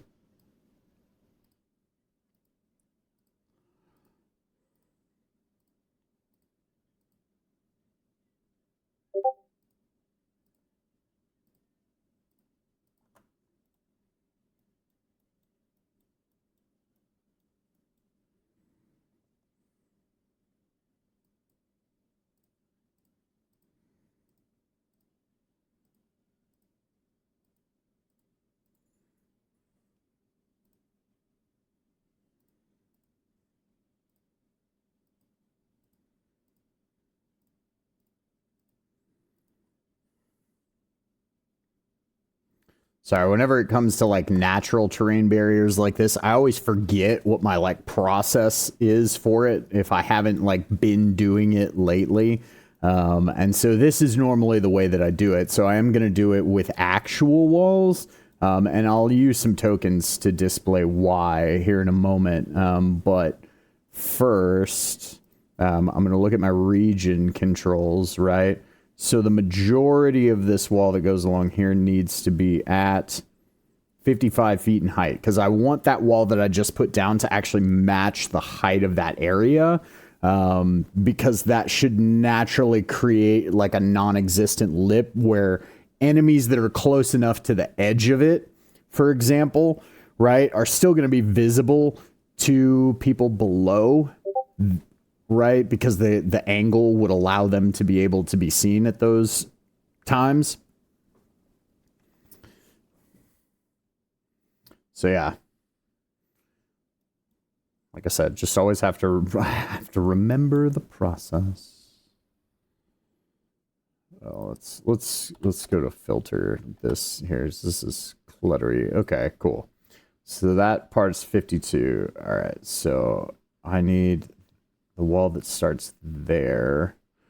So, so very quickly for this portion of it, so this is one of the nice things that you can do, right? So here, I'm going to open this guy up, and especially because I want to be able to see these heights as I'm going to go in here and draw these walls, right?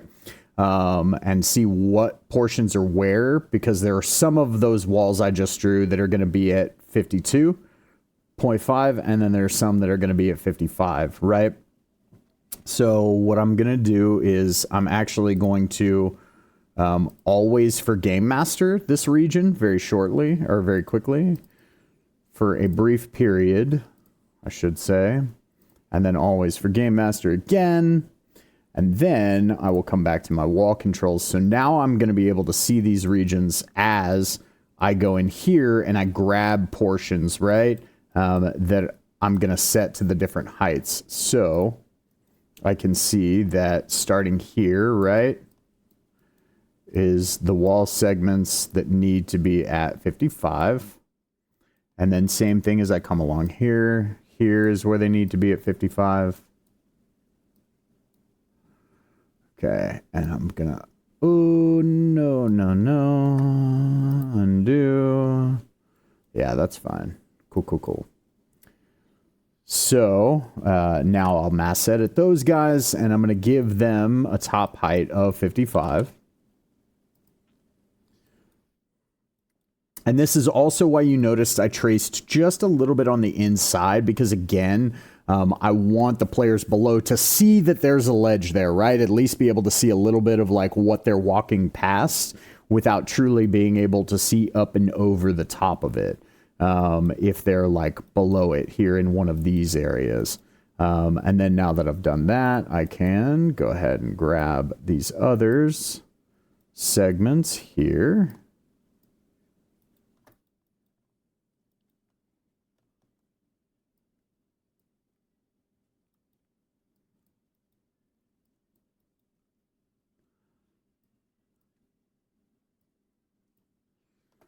All right.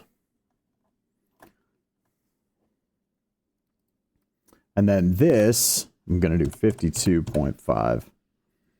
Boom. All right. So now the Y. All right. So now I can go back to my region controls. We'll filter. Really, I feel like I didn't have to do that every time last time. That's very strange to me that it's making me do it each time. But yeah, now we can come back in here to 55. We'll put that back only on the region layer. We'll put this one back only on the region layer. Then I will go ahead and grab our token here. And since we've already got this one here, we'll just go ahead and walk it up onto the hill.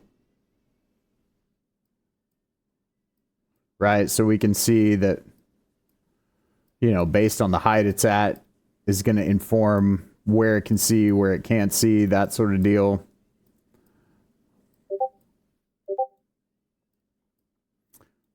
Okay. What weird wall segment is going on over here?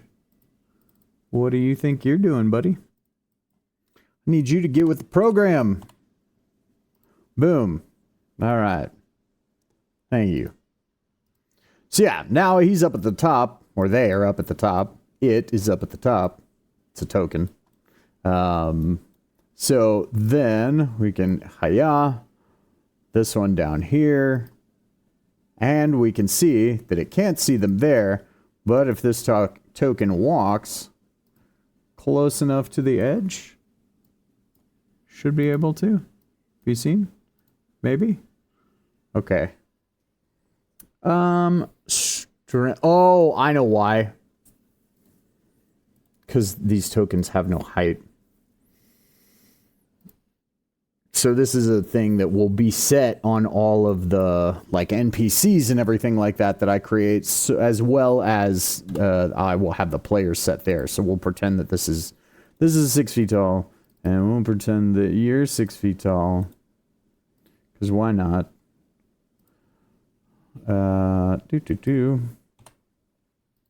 Update.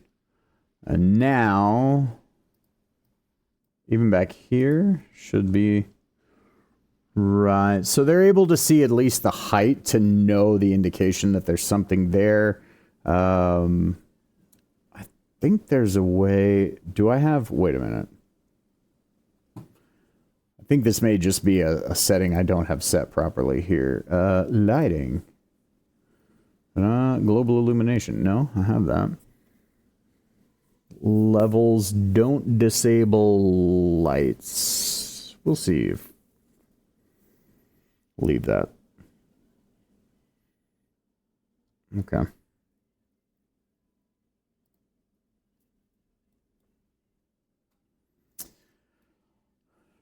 See, I wonder if this is a difference in V13, because when I did this in V12, because this is the way that I used to do it, this token would actually truly be visible. You wouldn't just see that there's a token there, right? You would actively see, maybe it's the distance. Maybe if they get further away.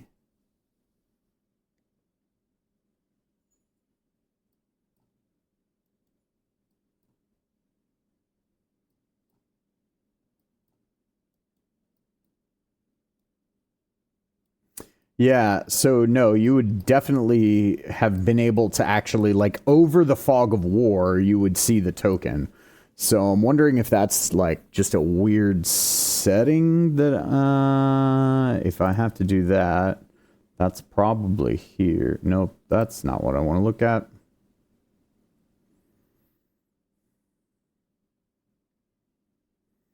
What I want to look at is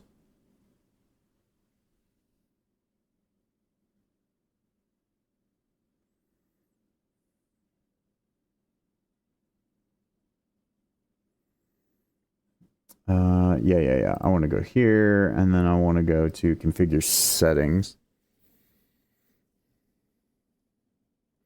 And then that's probably something in wall height. Okay. Automatic token height. Yeah, default token height, except for you're not doing that. Display heights on walls. Yes. Token height multiplier. Enable constrained by elevation globally. Okay, wall height data on startup.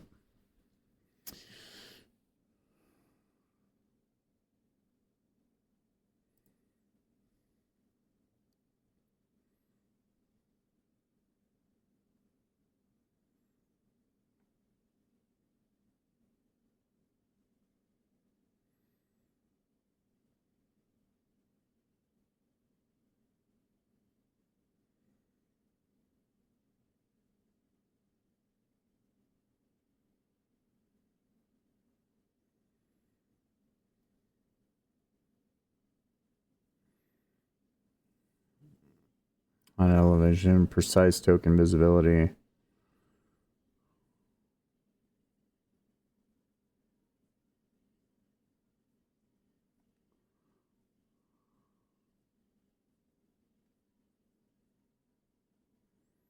Hmm.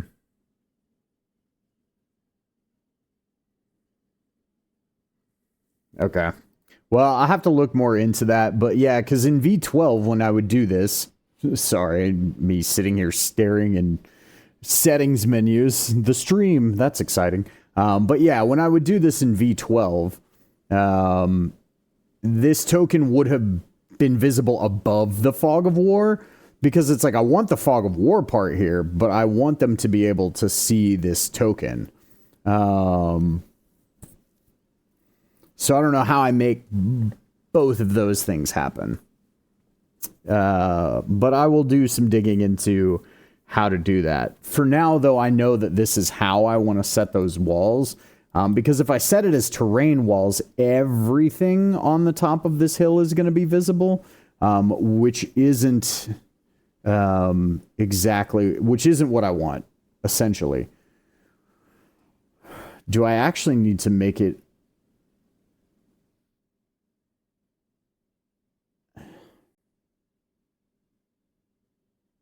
No, that wouldn't work either.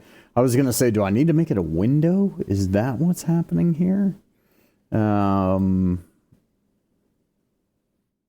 maybe that is it. Well, I mean, you know, for the purposes of experimentation, let's do this. See what result we get here. Mass edit. Proximity threshold attenuation.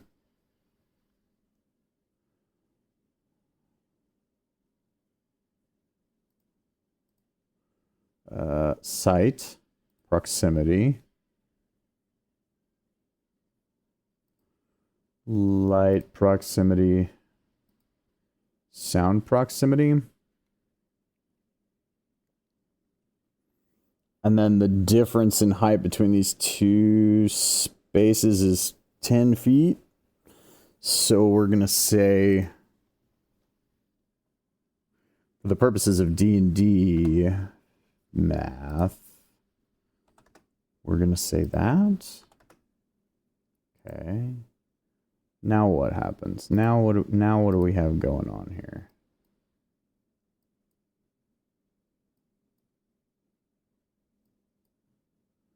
Yeah, no.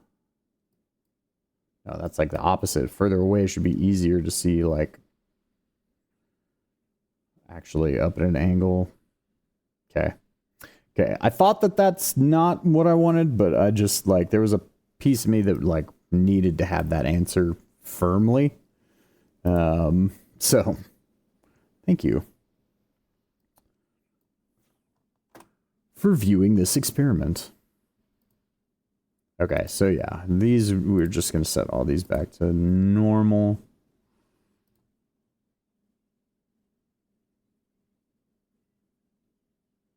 Whoa, wait. What does this do?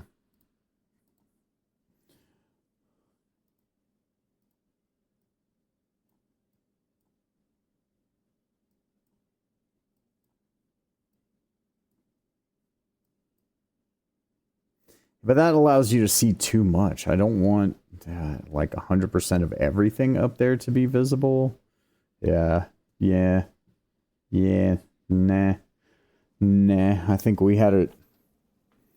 I think I just need to figure out what's causing the token not to be revealed in the Fog of War.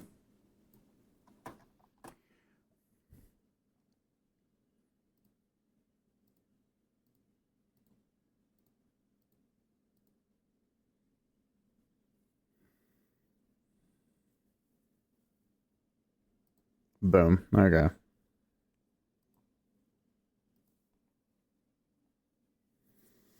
All right. Well, we got a lot done today. We got all of the lower level pretty much completely lined and walled out.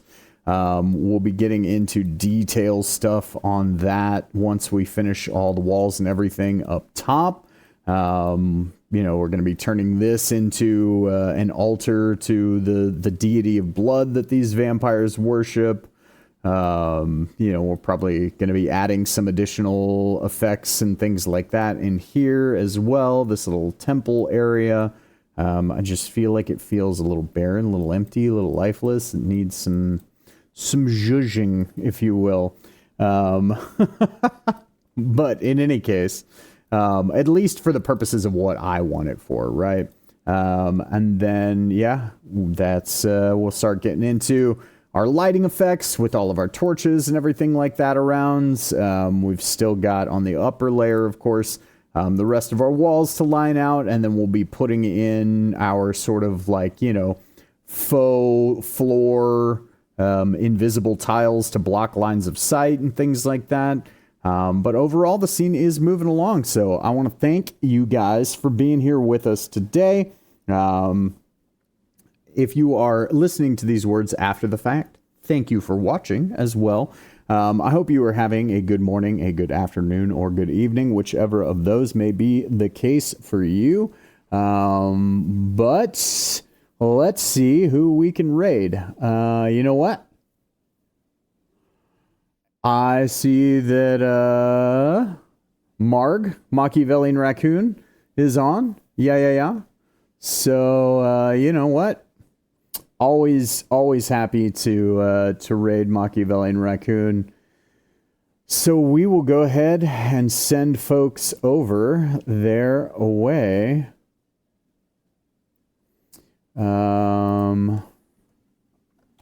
Just a moment here. And we will get that rocking and rolling. So let's see here.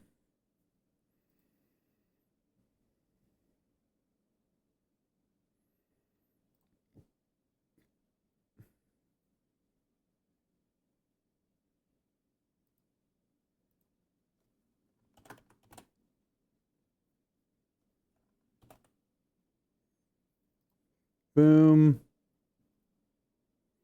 All right, guys. So we've got our little 10-second countdown, and then we will be jumping over to Machiavellian Raccoon's